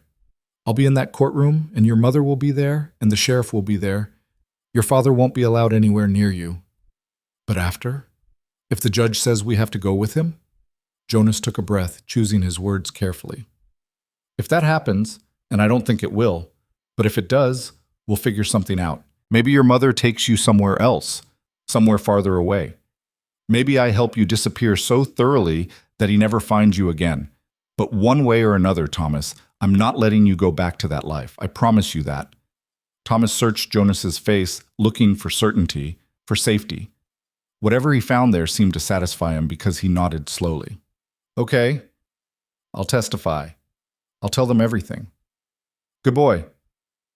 The next 2 weeks passed in a blur of preparation. Cartwright returned twice more, coaching Clara and Thomas on courtroom procedure, on how to answer questions clearly and directly, on how to maintain composure under hostile questioning. Sarah was deemed too young to testify, and Lucy far too young, but their presence would be noted. 2 small girls who flinched at loud voices and clung to their mother with desperate intensity. The town's opinion, meanwhile, had turned decisively against them. Word of the upcoming custody hearing had spread through Mason Creek like wildfire, and the gossip grew more vicious by the day. Jonas heard snippets of it when he went into town for supplies. Clara painted as a cold, unforgiving wife who'd abandoned a good man over a few mistakes. Jonas himself portrayed as an opportunist who'd taken advantage of a vulnerable woman, maybe even stolen another man's family for his own selfish purposes. Jeremiah Lyle made his position clear when he stopped Jonas outside Kellerman's store one afternoon. Heard you're fighting Dawson in court, Lyle said, his tone casual but his eyes sharp. That's a fool's errand, Hale. Judge Hendricks doesn't look kindly on women who abandon their husbands, especially when the husband's trying to make amends. That your legal opinion? Jonas replied coldly. Just friendly advice. A man's entitled to his family, and most folks around here agree Dawson's within his rights to want his children back. You keep pushing this, you're going to find yourself on the wrong side of community sentiment. I'll take my chances. Lyle's expression hardened. Your funeral. But don't say you weren't warned. The night before they were to leave for Cheyenne, Jonas found himself unable to sleep. He sat on the porch in the darkness, listening to the night sounds of the ranch. Cattle lowing in the distance, horses shifting in the barn, the wind moving through the valley grass. This place had been his entire world for so long, predictable and safe and his. And now, in a few short months, everything had changed. He heard the door open behind him and knew without turning that it was Clara. "Can't sleep either?" she asked, settling into the chair beside him. "Too much on my mind." They sat in silence for a while, comfortable with each other in a way that had developed gradually over the weeks of living under the same roof. Finally, Clara spoke. "Jonas, if this goes badly, if we lose tomorrow, I want you to know something." "Clara, don't. Let me finish." She turned to face him, her expression serious in the moonlight. "If we lose, if they take the children, I'm not staying. I'll run again, and this time I'll go farther, maybe to California or Oregon, somewhere Michael will never think to look. And I need you to understand that when that happens, you can't come with us." Jonas felt something twist in his chest. "Why not?" "Because you've already risked too much for us. Your reputation, your standing in this community, your peace. If you help me run after a court order, you'll be breaking the law. You could lose everything, this ranch, your freedom, everything you've built." "I don't care about any of that." "But I do." Clara's voice was fierce. "I care because you've given us something precious, safety, kindness, a home. And I won't repay that by destroying your life. If we have to run, we run alone." Jonas looked at her, at the determined set of her jaw and the tears shining in her eyes, and felt something break open inside him. "Clara, I need to tell you something, and I need you to listen without interrupting." She nodded, her hands folding in her lap. "When you first arrived here, I told myself I was just doing the decent thing, helping someone in need, filling a position on the ranch. That's what I told myself." He paused, searching for words he'd never spoken aloud before. But somewhere along the way, it stopped being about decency or practicality. It became about you, about Thomas teaching Sarah to ride and Lucy bringing me wildflowers, and the way the house smells like bread in the mornings. It became about the sound of your voice and the way you hum when you're working and how you've made this empty place feel like a home again. Clara's breath caught, but she stayed silent. "I'm not good with words like this," Jonas continued, "and I'm not trying to complicate things when we've got enough complications already. But you need to know that if you run, if you take those children and disappear, I'm not staying behind. Not because I'm trying to be noble or because I think you need me, but because somewhere along the way, your family became my family, and I don't abandon family. Jonas, I know it's too soon. I know you're still healing from what Michael did to you. I know you might never be able to trust a man that way again, and I understand that. I'm not asking for anything you can't give. But I'm telling you that whatever happens tomorrow, whatever that judge decides, we face it together. And if running is what it takes to keep those children safe, then we run together." Clara was crying now, tears streaming down her face in the moonlight. "You're asking to give up everything." "No, I'm choosing something better than everything I had before." She reached out and took his hand, her fingers cold and trembling. "I don't deserve you." "That's not your call to make." Jonas squeezed her hand gently. "Now stop arguing and let me do this." She laughed through her tears, a sound that was half sob and half relief. "You're the most stubborn man I've ever met." "I've been told that before." They sat like that for a long time, hands clasped, neither speaking, just drawing strength from each other for the battle ahead. And when Clara finally went back inside to try to sleep, Jonas remained on the porch, watching the stars wheel slowly overhead and thinking about the strange paths that led people to exactly where they needed to be. The journey to Cheyenne took most of the next day. They traveled in Jonas's wagon, him driving, Clara beside him, the three children in the back surrounded by quilts and provisions. Thomas sat rigid and silent, his face pale. Sarah clung to her rag doll, her eyes too wide. Even Lucy seemed to sense the gravity of the situation, staying unusually quiet. They reached Cheyenne as evening fell, the territorial capital sprawling and busy compared to Mason Creek's handful of buildings. Jonas had arranged rooms at a modest hotel near the courthouse. After settling the children in one room and Clara in another, he went to meet Cartwright in the hotel restaurant. The lawyer looked tired but determined. "Everything's prepared. I've filed all our documentation, and I've arranged for a doctor to examine Mrs. Dawson tomorrow morning before the hearing. If there's any scarring from previous injuries, any evidence at all, we need it documented. Will that be enough? Honestly, I don't know. Judge Hendricks is fair but traditional. He believes in the sanctity of marriage and the importance of fathers. We're asking him to override centuries of legal precedent based on testimony that can't be corroborated. Cartwright paused. But we have one thing in our favor. What's that? The truth. And sometimes, if we present it clearly enough, that's enough. Jonas wished he could believe that. The next morning dawned clear and cold. Jonas woke early and found Clara already awake, sitting in the hotel lobby with her hands folded and her eyes distant. She'd dressed in her best dress, the blue one she'd worn that first day at the ranch, carefully mended and pressed. She looked young and frightened and unbearably brave. "Ready?" Jonas asked. "No, but I don't think I'll ever be ready for this." They collected the children and walked to the courthouse, an imposing brick building that seemed designed to intimidate. Inside, the halls echoed with footsteps and voices. Cartwright met them outside the courtroom, checking his pocket watch. "We have 15 minutes. Mrs. Dawson, remember what we discussed. Answer only what's asked, don't elaborate unless necessary, and keep your composure no matter what they say. Thomas, same for you. Look at me if you get confused and take your time with answers." Thomas nodded, his small hand gripping his mother's tightly. The courtroom was smaller than Jonas expected, with wooden benches and a raised judge's bench at the front. Michael Dawson was already there, sitting with his lawyer and Elias. He looked up as they entered, and something flickered across his face. Hope or regret or calculation, Jonas couldn't tell. They took their seats on the opposite side of the aisle. Sarah and Lucy stayed with Jonas, while Clara and Thomas sat with Cartwright. The room filled slowly with spectators, mostly curious townspeople and a few reporters from the territorial newspaper. At precisely 9 o'clock, a bailiff called out, "All rise for the Honorable Judge William Hendricks." The judge entered, an elderly man with white hair and sharp eyes that missed nothing. He settled into his chair, arranged his papers, and looked out over the courtroom. "This is a custody hearing in the matter of Michael Dawson versus Clara Dawson," he began. "I've reviewed the preliminary filings from both parties. This is not a divorce proceeding. The couple remains legally married. The question before this court is simple. Where should the minor children reside and under whose care?" He looked at Michael's lawyer.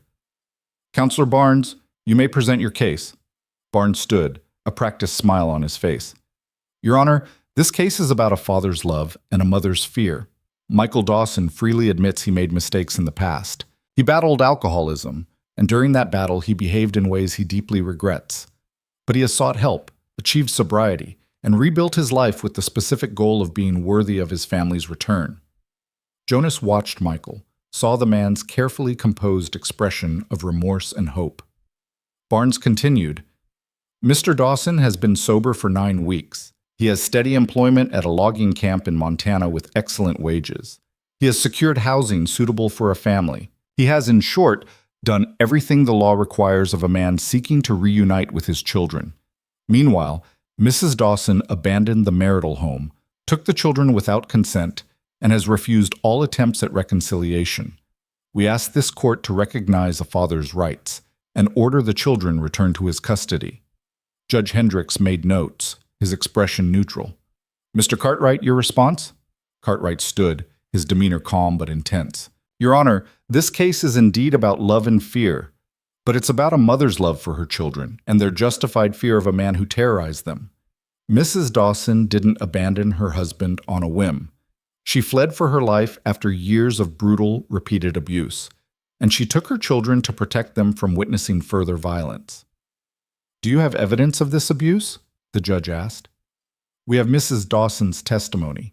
We have the testimony of her oldest son, who witnessed his father beating his mother on numerous occasions. And we have the testimony of the children's behavior, their fear, their nightmares, their terror at the mere sight of their father." "Hearsay and circumstantial evidence," Barnes interjected. "There are no medical records, no police reports, no witnesses outside the family." "Because Mrs. Dawson was too frightened to seek help," Cartwright countered. "Because in a small settlement with no doctor and no law, she had nowhere to turn." Because Mr. Dawson isolated her systematically, ensuring she had no support network to rely on. Judge Hendricks held up a hand. Gentlemen, we'll hear testimony and then I'll decide what constitutes adequate evidence. Mr. Barnes, call your first witness. Michael took the stand, swearing his oath with a steady hand. Under Barnes's questioning, he painted himself as a broken man seeking redemption. Yes, he'd struggled with alcohol. Yes, he'd lost his temper with his wife on occasion, but he'd never meant to hurt anyone, and he'd been devastated when Clara took the children and disappeared. I've been searching for them for months, Michael said, his voice thick with emotion. I just wanted to know they were safe. I wanted to tell them I was sorry and show them I've changed. A man deserves that chance, doesn't he? To prove he's better than his worst moments? It was a compelling performance. Jonas could see some of the spectators nodding sympathetically. Then Cartwright stood for cross-examination. Mr. Dawson, you say you occasionally lost your temper with your wife. Can you describe what that looked like? Michael shifted uncomfortably. We argued. Sometimes I raised my voice. Did you raise your hands as well? Sometimes. Yes. But it wasn't as bad as Clara makes it sound. Define not as bad. Did you hit her? A few times, maybe, when I was drunk and not thinking clearly. How many times is a few? 5, 10, 20? I don't remember exactly. You don't remember how many times you struck your wife. I was drunk. Things are blurry. Cartwright walked closer to the witness stand. Mr. Dawson, did you ever hit your wife so hard that she couldn't see out of one eye for a week? Michael's face flushed. That was an accident. I didn't mean... Did you or didn't you? Yes, but did your son Thomas ever have to physically come between you and your wife to protect her? He was confused. He didn't understand. Answer the question. Yes or no? Yes, Michael admitted, his voice low. Cartwright let that sit for a moment before continuing. You say you've been sober for 9 weeks. How many times have you been sober before? A few times. And how long did those periods of sobriety last? I don't know. A few weeks, maybe a month. And what happened at the end of those periods? Michael was silent. What happened, Mr. Dawson? I drank again, he said finally. And when you drank, you became violent again. Isn't that the pattern? That was before. This time is different. Why? What makes this time different from all the other times you promised to change? Michael looked helpless. Because I know I've lost everything. Because I finally understand what I threw away. Because I love my wife and children and I want them back. You loved them before too, didn't you? And that didn't stop you from beating your wife while your children hid in terror. Barnes objected loudly, but the damage was done. Michael stepped down from the witness stand looking shaken and exposed. Then it was Clara's turn. She took the stand with her head high, but Jonas could see her hands trembling as she placed them on the Bible. Under Cartwright's gentle questioning, she described her marriage, the early hope, the gradual deterioration, the escalating violence. She spoke clearly and without melodrama, reciting facts like a witness to someone else's tragedy. The last time he hit me, she said, her voice steady, I couldn't walk for 2 days. Thomas had to help me dress. Sarah cried every time she looked at my face. And Lucy, she was barely 2 years old. She started flinching whenever anyone moved too quickly near her. That's when I knew I had to leave. That's when I understood I was teaching my daughters that this was what love looked like, and I was teaching my son that this was how men treated women, and I couldn't let that be their truth. Mrs. Dawson, Cartwright said quietly, why didn't you seek help? Why didn't you go to the law? Because there was no law where we lived. The nearest sheriff was 3 days' ride away, and because Michael had always told me that if I ever tried to leave, if I ever told anyone what happened behind our doors, he'd make sure I never saw my children again. He said the law would take them from me because I was weak and couldn't protect them. And I believed him. I believed him because he'd broken me down so thoroughly that I didn't trust my own judgment anymore. Barnes's cross-examination was brutal. He questioned her memory, her motives, her character. He suggested she'd exaggerated the abuse to justify abandoning her marriage. He implied she'd taken up with Jonas Hale quickly, perhaps even while still living with Michael. Clara endured it all with quiet dignity, answering each accusation calmly, never losing her composure even when Barnes's questions grew increasingly hostile. Finally, it was Thomas's turn. The boy approached the witness stand looking tiny and terrified. Judge Hendricks spoke to him gently, explaining what was happening and what would be expected of him. Then Cartwright began his questioning. Thomas, can you tell the court about the night your mother decided to leave your father? Thomas took a breath, his voice small but clear. Pa came home drunk. He was yelling at Ma about something. I don't remember what. Then I heard him hit her. It sounded like thunder. She was crying and begging him to stop, but he kept hitting her. She yelled for me to take Sarah and Lucy to the barn, so I did. We stayed there all night while Pa hurt Ma. How did you know he was still hurting her if you were in the barn? Because we could hear her screaming. I covered my sister's ears so they wouldn't hear, but I couldn't stop hearing it myself. Several spectators shifted uncomfortably. Judge Hendricks's expression remained neutral, but his eyes were intent on the boy. Thomas, Cartwright continued, are you afraid of your father? Yes, sir. Why? Because he hurt Ma. Because when he drinks, he gets mean. Because I'm afraid if we go back, he'll hurt her again, and this time he might kill her. Barnes tried to shake the boy's testimony during cross-examination, but Thomas held firm. Every time Barnes suggested the boy was confused or lying, Thomas calmly repeated what he'd witnessed. And every time Barnes tried to paint Michael as a changed man, Thomas quietly asked, for how long? How long until he drinks again? It was devastating testimony delivered with the simple honesty of a child who'd seen too much. After Thomas stepped down, Judge Hendricks called for a brief recess. Jonas took the children outside while Clara and Cartwright conferred. When they reconvened, the judge looked weary. I've heard enough testimony, he said. Both sides have presented their cases. I'll now render my decision. The courtroom went absolutely silent. Jonas reached for Clara's hand, felt her fingers grip his with desperate strength. This is a difficult case, Judge Hendricks began. The law does favor paternal rights, especially regarding male children. A father who can demonstrate stability and sobriety has strong grounds to claim custody. However, the law also recognizes a mother's duty to protect her children from harm. And the testimony I've heard today, particularly from young Thomas, paints a disturbing picture of ongoing domestic violence. Michael leaned forward, his face tense. Mr. Dawson, I believe you when you say you regret your past actions. I believe you when you say you want to be a better man. But 9 weeks of sobriety, while commendable, does not erase years of violent behavior.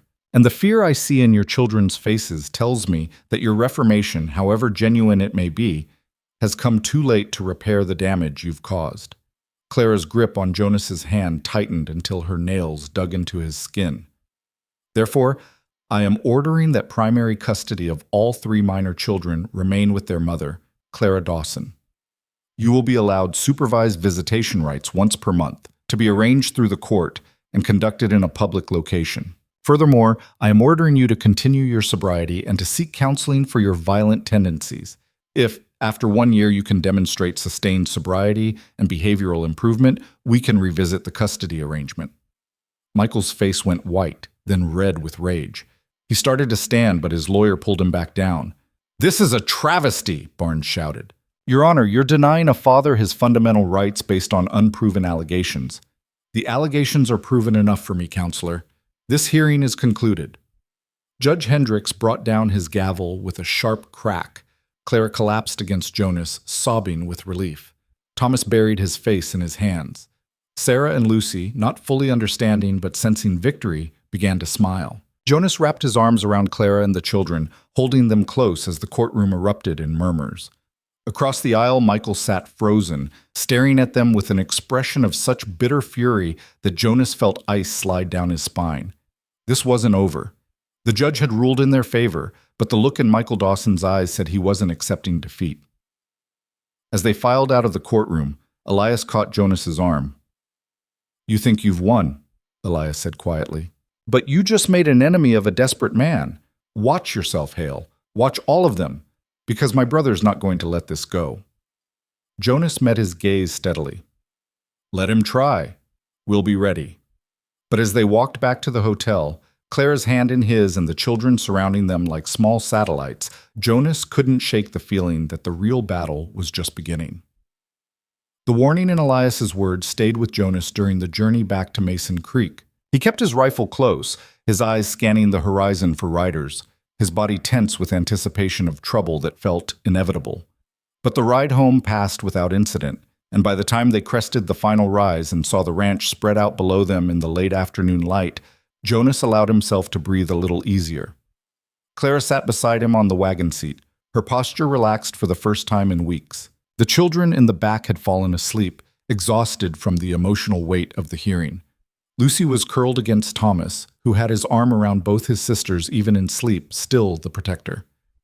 "I can't believe it's over," Clara said softly, not wanting to wake the children. "It's not over yet," Jonas replied, though he kept his tone gentle. "The judge gave your husband visitation rights. He'll be back. But supervised, in public. He can't hurt us anymore." Jonas wanted to believe that. He wanted to trust in the law's ability to protect them.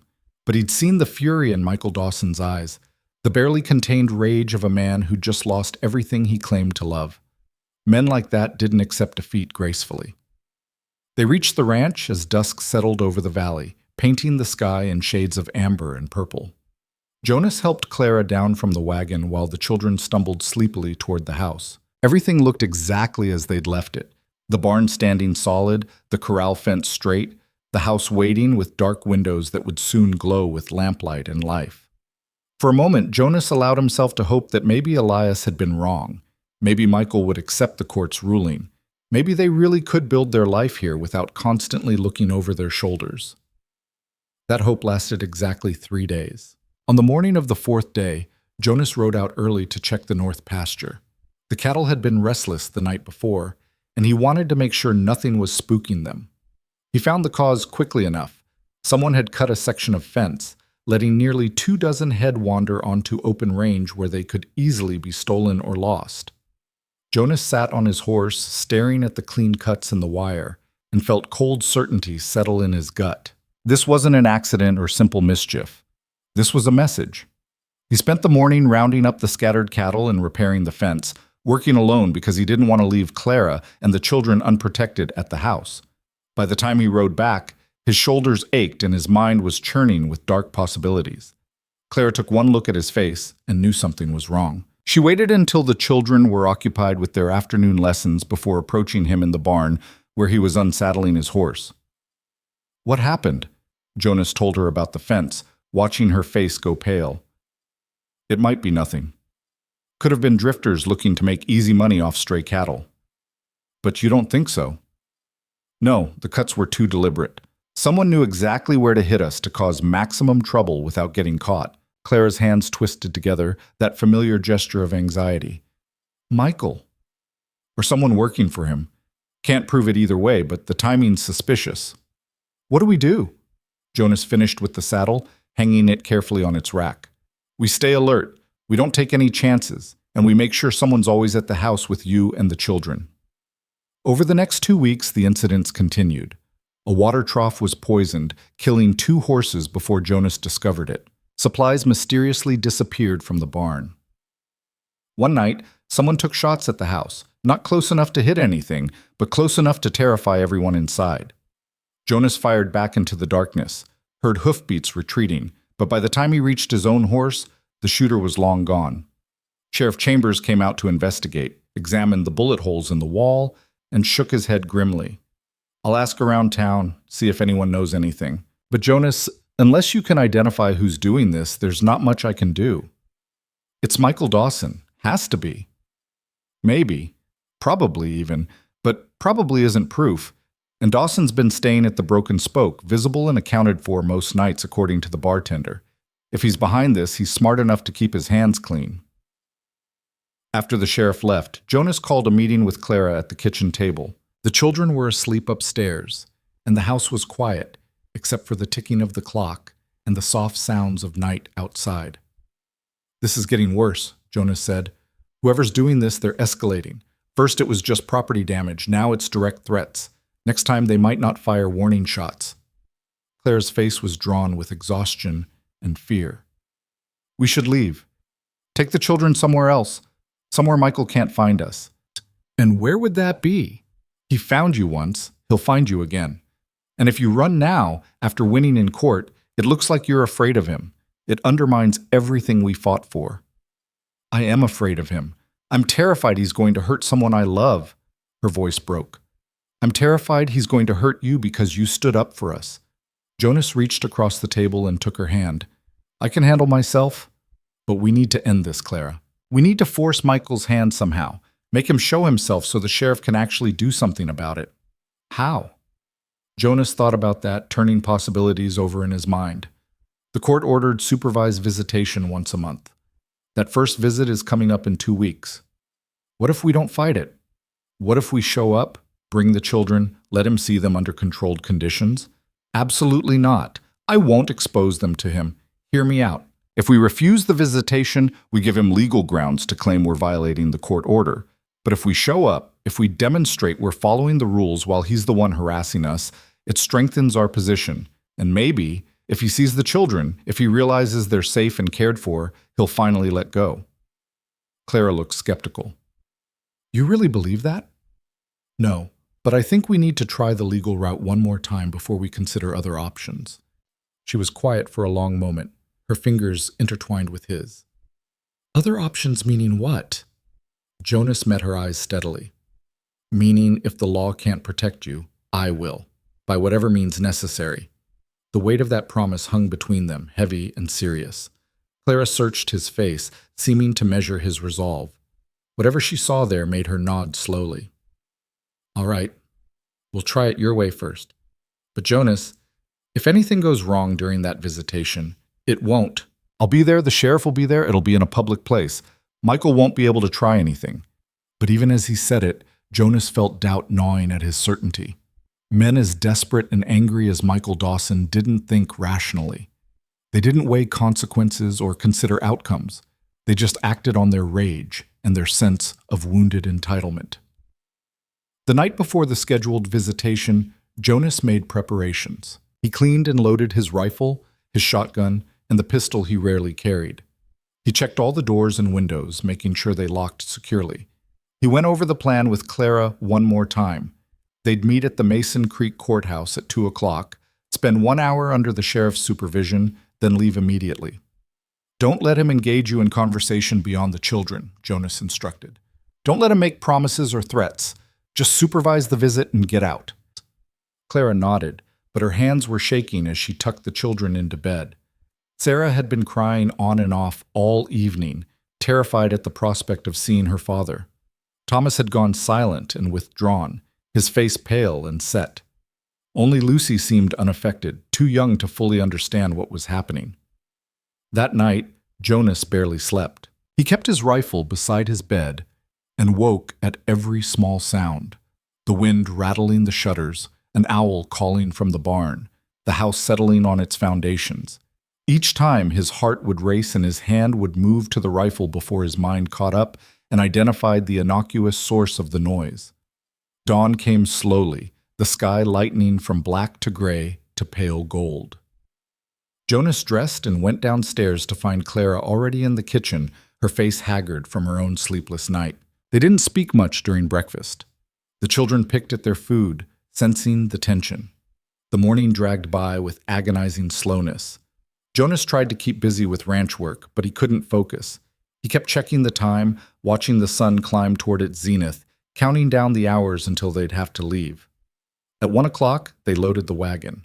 Thomas sat in the back with his sisters, his arm around Sarah, who was crying again. Clara sat beside Jonas, her spine rigid, her hands clasped so tightly her knuckles were white.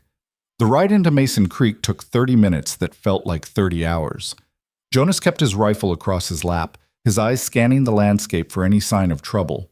But the road remained empty, the valley peaceful under the autumn sun. Mason Creek's courthouse was a modest building, but it looked imposing to Jonas as they approached. Several horses were tied outside, including Sheriff Chambers' distinctive paint mare. Jonas helped Clara down from the wagon, then lifted each child down carefully. Sheriff Chambers met them at the door, his expression serious. Michael's already inside with his brother. Remember, this is supervised and time-limited. 1 hour, that's all. And Hale, you're not part of this. You'll need to wait outside. Jonas started to protest, but Clara put a hand on his arm. It's all right. We'll be fine. I'll be right here, Jonas promised. If you need me, Just call out." Clara nodded and took her children's hands, leading them up the courthouse steps. Thomas looked back once at Jonas, his young face asking for reassurance. Jonas tried to project confidence he didn't feel, giving the boy a firm nod. Then they disappeared inside, and Jonas was left alone with his fears. He paced the courthouse steps, unable to stay still. Minutes crawled by with excruciating slowness. Inside, he could hear muffled voices, Sheriff Chambers's low rumble, Clara's higher tones, and occasionally a child's voice. But he couldn't make out words, couldn't tell if things were going well or badly. 20 minutes passed, then 30. Jonas was considering barging in despite the sheriff's orders when he heard it. Sarah's scream, high and terrified, cutting through the courthouse walls. Jonas didn't think. He just moved, slamming through the door and running toward the sound. He found them in a small meeting room, Clara backing away with Lucy in her arms, Sarah sobbing hysterically, Thomas standing between his mother and Michael Dawson, who had somehow gotten hold of the boy's arm and was trying to pull him away. "He's my son!" Michael was shouting. "My son! You can't keep him from me!" Sheriff Chambers was trying to intervene, but Michael wasn't letting go. Thomas was struggling, his face white with terror, tears streaming down his cheeks. Jonas crossed the room in 3 strides and grabbed Michael's wrist, applying pressure to the nerve points his father had taught him years ago. Michael's grip on Thomas loosened involuntarily, and Jonas pulled the boy away, pushing him toward Clara. "You need to calm down," Jonas said quietly, his voice deadly serious. Michael spun to face him, his eyes wild. "This is your fault. You turned them against me. You stole my family." "I didn't steal anything. You threw them away when you put your hands on them." Michael lunged at Jonas, swinging wildly.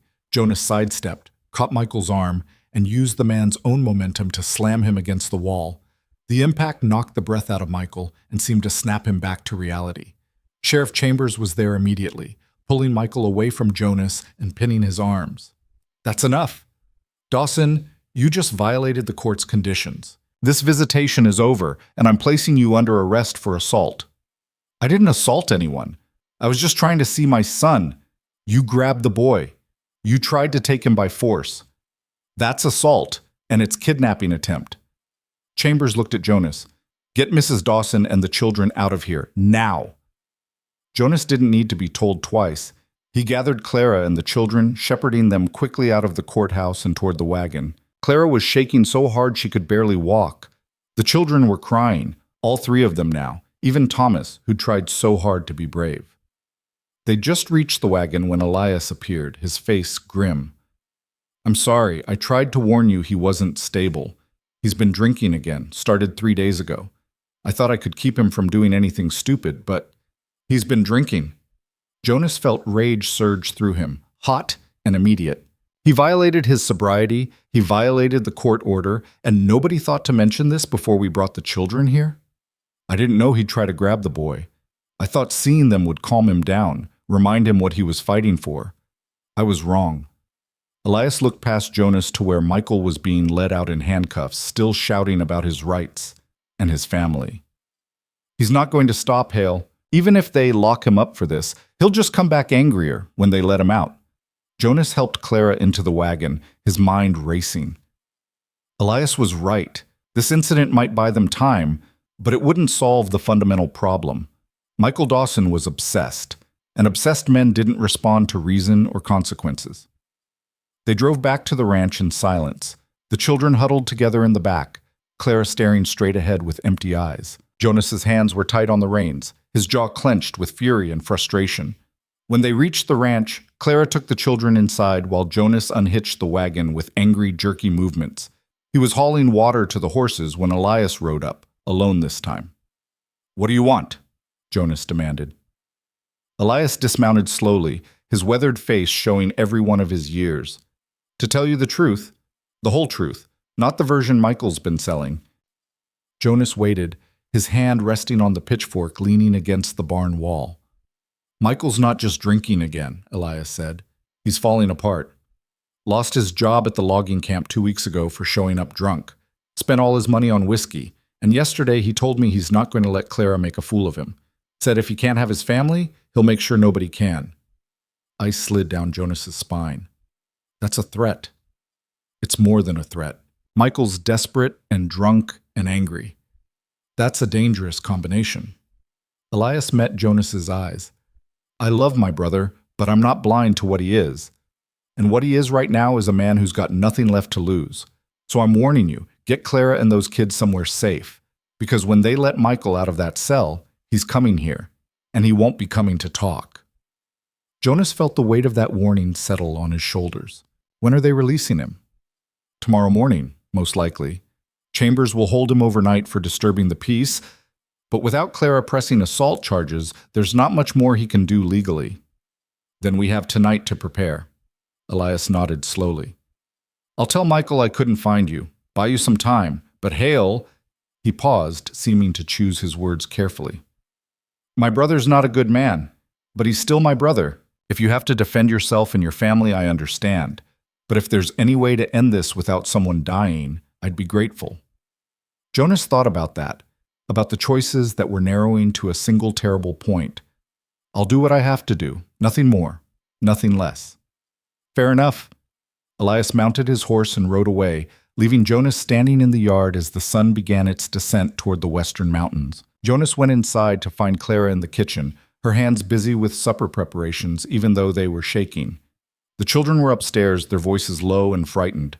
Jonas told Clara what Elias had said, watching the color drain from her face. We need to leave, she said immediately. Tonight. We pack what we can carry and we run. And go where? He'll follow. He'll find you again, and next time there might not be a law to hide behind. Then what do we do? Jonas looked at her, at this woman who'd fled across half the territory to protect her children, who'd stood up in court and told her truth despite her fear, who'd built a new life from nothing but courage and determination. She deserved better than to spend the rest of her life running. We end it, Jonas said quietly. Tonight. One way or another. Clara's eyes widened. Jonas, you're not talking about... I'm talking about making a choice. We can keep running, keep hiding, keep hoping the law will protect us while Michael gets angrier and more dangerous.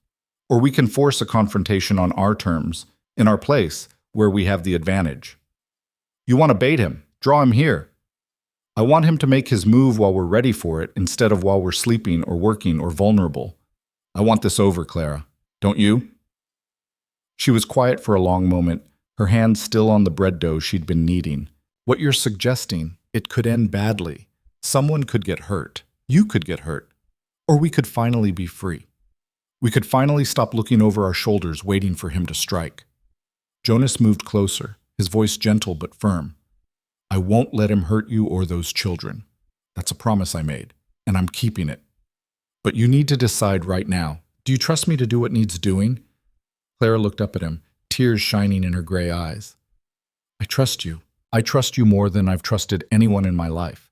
But Jonas, if something happens to you because of us, then it happens.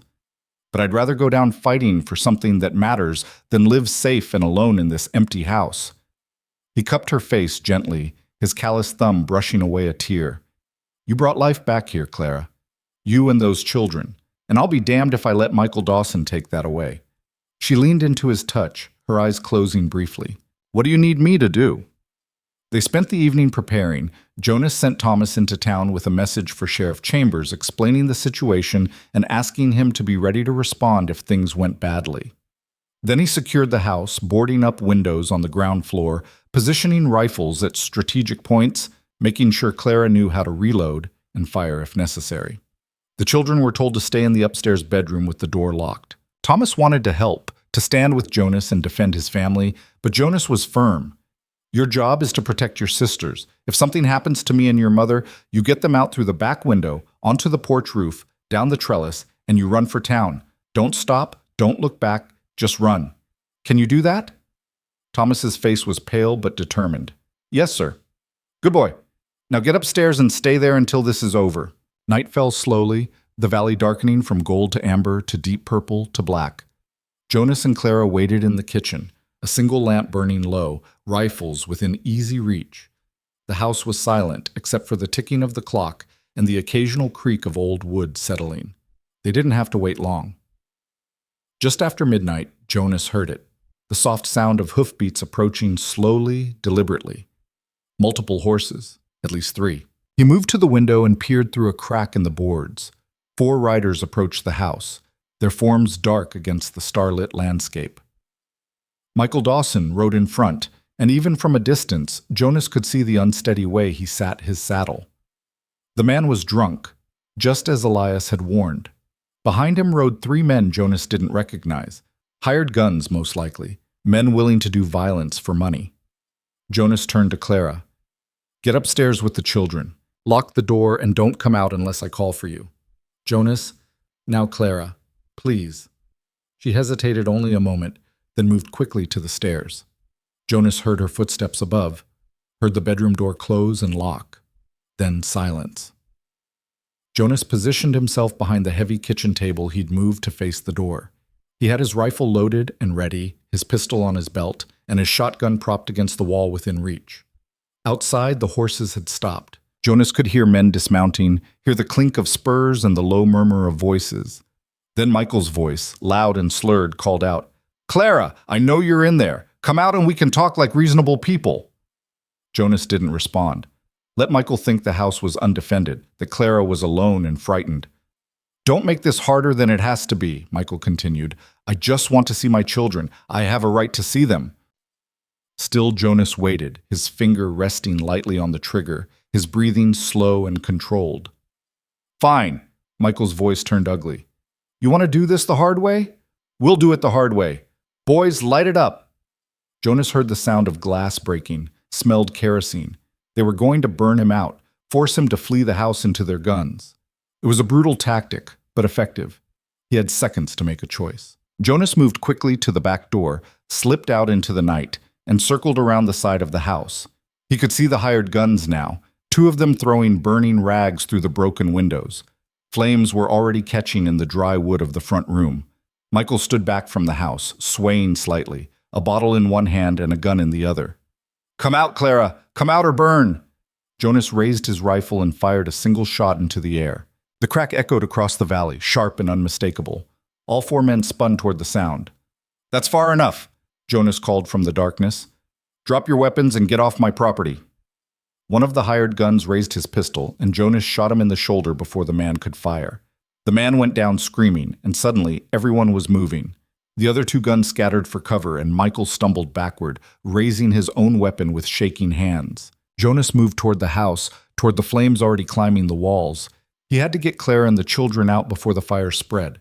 But as he ran, Michael fired wildly in his direction. The bullet went wide, but it was close enough to make Jonas dive for cover behind the water trough. "You took everything from me," Michael screamed, firing again. "Everything!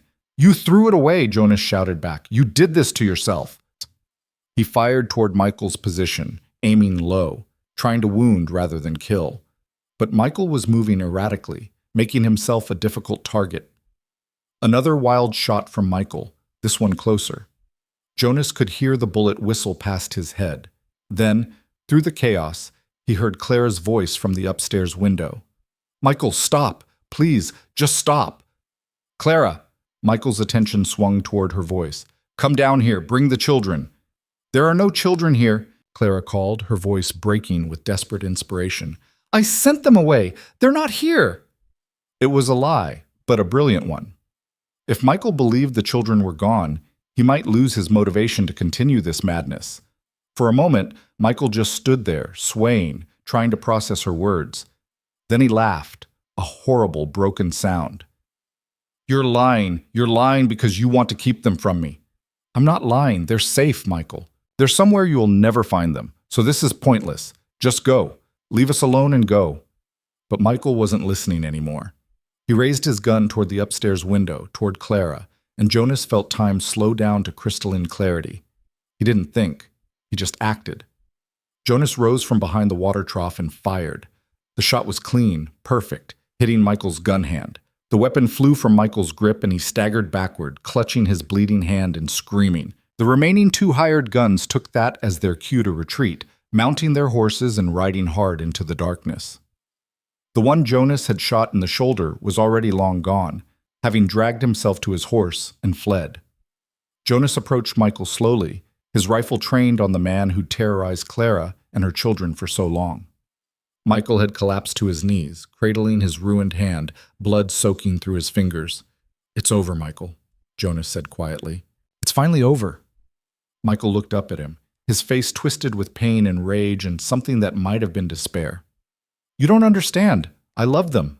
I loved her." "That wasn't love. That was ownership. And Clara's not something you get to own." Behind them, Jonas heard riders approaching, Sheriff Chambers and 2 deputies responding to the message Thomas had delivered. They took in the scene quickly: the burning house, Michael bleeding in the dirt, Jonas standing with his rifle. "What happened here?" Chambers demanded. "Dawson came with hired guns, tried to burn us out. I defended my property and the people on it. He needs a doctor for that hand, and you'll probably find his friends scattered between here and town." Chambers looked at Michael with disgust. "Arrest him. Arson, assault with a deadly weapon, attempted murder. That should be enough to keep him locked up for a while." As the deputies hauled Michael to his feet, the man looked past them to the upstairs window where Clara stood watching. "I'm sorry," he said, his voice broken. "I'm so sorry, Clara. I just wanted my family back." Clara's expression was unreadable. "You never had a family, Michael. You had people who were afraid of you. That's not the same thing." She turned away from the window, and Jonas heard her moving inside, getting the children, preparing to evacuate before the fire spread too far. Jonas and the deputies managed to contain the flames before they consumed the whole structure, but significant damage had been done to the front room and porch. As dawn broke over the valley, Jonas surveyed the destruction with weary eyes. Clara came to stand beside him, the children clustered around her. The rising sun painted the sky in shades of rose and gold, beautiful and indifferent to human struggles. "The house can be repaired," Jonas said. "It's just wood and nails." "I know." Clara's hand found his, her fingers intertwining with his. "Jonas, I need to say something. Something I should have said before." He turned to look at her, saw something shift in her expression, fear giving way to hope, guardedness softening into possibility. "When I came here," Clara continued, "I was just running, just trying to survive one more day, protect my children one more mile. I didn't expect to find a home. I didn't expect to find someone who'd stand between us and danger without hesitation. I didn't expect to find you." Jonas felt his throat tighten. "Clara, let me finish." She took a breath, steadying herself. "I loved Michael once, or I thought I did. But what I felt for him was nothing compared to what I feel when I look at you. You've shown me what it means to be protected without being controlled, to be cared for without being owned. You've shown my children what a good man looks like, and you've shown me that I deserve better than I thought I did." "You deserve everything," Jonas said quietly. "Then give me a chance." "Give us a chance." Claire's eyes were bright with tears and determination. "Not as your cook or your employee, as your partner, as your family, if you'll have us." Jonas looked at her, at this woman who'd survived so much and remained unbroken, at the children who'd learned to laugh again, at the life they'd built together from nothing but necessity and hope. And he felt something that had been frozen in his chest for years finally thaw and come alive. "I'll have you," he said. "I'll have all of you, for as long as you'll stay." Clara smiled then, a real smile that transformed her face and made her look young and free. "Then I guess we're staying." Thomas stepped forward, his serious young face showing the first genuine smile Jonas had seen from him. "Does this mean you're going to be our new pa?" Jonas crouched down to the boy's level. "If you'll have me, I know I can't replace your father." "You're not replacing him," Thomas interrupted. "You're being what he never was. That's different. That's better." Sarah tugged on Jonas's sleeve, her small face hopeful. "Will you teach me to ride better, like you taught Thomas?" "Every day if you want." Even Lucy climbed into his arms, her chubby hands patting his face. "I like you," she announced solemnly. "You're nice." Jonas held the child close, looking up at Clara over Lucy's head. "I like you too, little one. I like all of you." Sheriff Chambers, who'd been pretending not to listen while overseeing Michael's transport to jail, cleared his throat.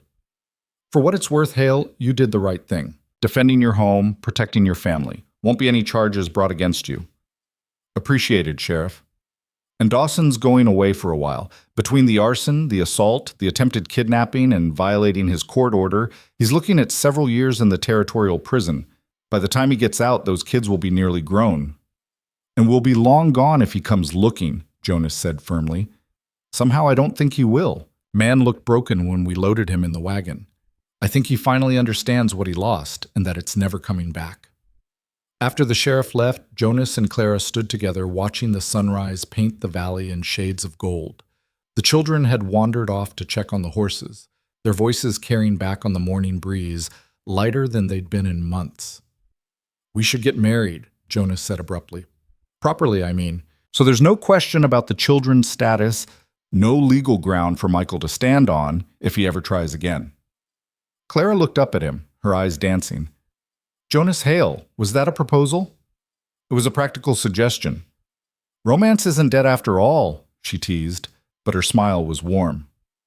"Clara." Jonas turned to face her fully, taking both her hands in his. "I'm not good with fancy words. I can't promise you an easy life or wealth or anything beyond hard work in this valley and a man who'll stand beside you no matter what comes. But if you'll have me, I'll spend every day trying to deserve you." "You already deserve me," Clara said softly. "You've earned that right 100 times over. So yes, Jonas Hale, I'll marry you."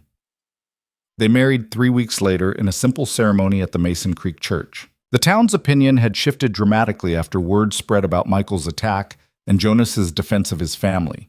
Even Jeremiah Lyle had the grace to look embarrassed when he approached Jonas after the ceremony to offer congratulations.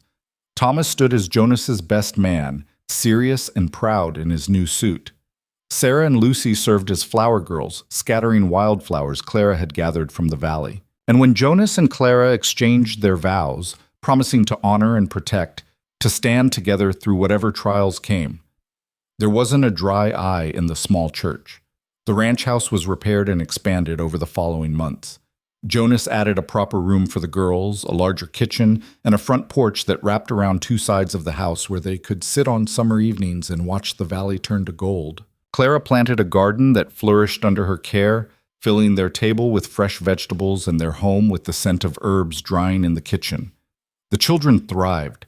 Thomas grew tall and capable, becoming Jonas's right hand on the ranch, and showing a natural talent for working with horses. Sarah lost her fearfulness, becoming bold and adventurous, always ready to explore the valley or help with ranch work. And Lucy grew from a solemn toddler into a bright, curious child who chattered constantly and found joy in everything.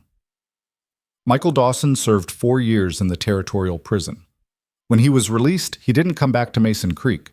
Elias told them, during one of his occasional visits, that Michael had gone east to St. Louis, found work as a clerk, and was living a quiet life. He'd written once to ask about the children, and Elias had written back with careful generalities. They were well, they were happy, they were loved. "Did he ask about Clara, Jonas had asked. "He asked if she was happy. I told him yes. He said that was all he needed to know." 5 years after that summer of fire and fear, Jonas stood on his porch, watching the sun set over the valley. Clara came to stand beside him, her hand finding his naturally, their fingers intertwining with the ease of long practice. "What are you thinking about?" she asked. "How different everything is. How that first day when you drove up with the children, I had no idea my whole life was about to change." Clara smiled, leaning her head against his shoulder. "Mine too. I thought I was just looking for employment, for survival. I found a home instead." From inside the house came the sound of children laughing, Thomas teaching his sisters a new card game, their voices bright with joy. The smell of supper cooking drifted through the open windows, mixing with the scent of hay and horses and the clean Wyoming air. "Do you ever regret it?" Jonas asked quietly. "The fight it took to get here? Everything you went through?" Clara was quiet for a moment, considering. "I regret that I stayed so long. I regret that my children had to see and hear things no child should experience. But I don't regret running. I don't regret finding you. And I don't regret fighting for the right to build this life." She turned to face him, her gray eyes clear and certain. "You saved us, Jonas. You gave us a chance to be more than victims, more than survivors. You gave us the space to heal and grow and become who we were meant to be. That's not something I'll ever regret." Jonas pulled her close, wrapping his arms around her as the last light faded from the western sky. Behind them, the house glowed with lamplight and laughter, a beacon in the gathering dark. And for the first time in years, Jonas felt completely at peace. The summer that had started with a simple advertisement for a cook had transformed into something far greater. A family forged not by blood, but by choice, by courage, by the determination to build something beautiful from the ashes of something broken. And as the stars began to appear in the vast Wyoming sky, Jonas knew with absolute certainty that every hard moment, every fight, every fear had been worth it to arrive at this perfect peace. This was home. This was family. This was everything.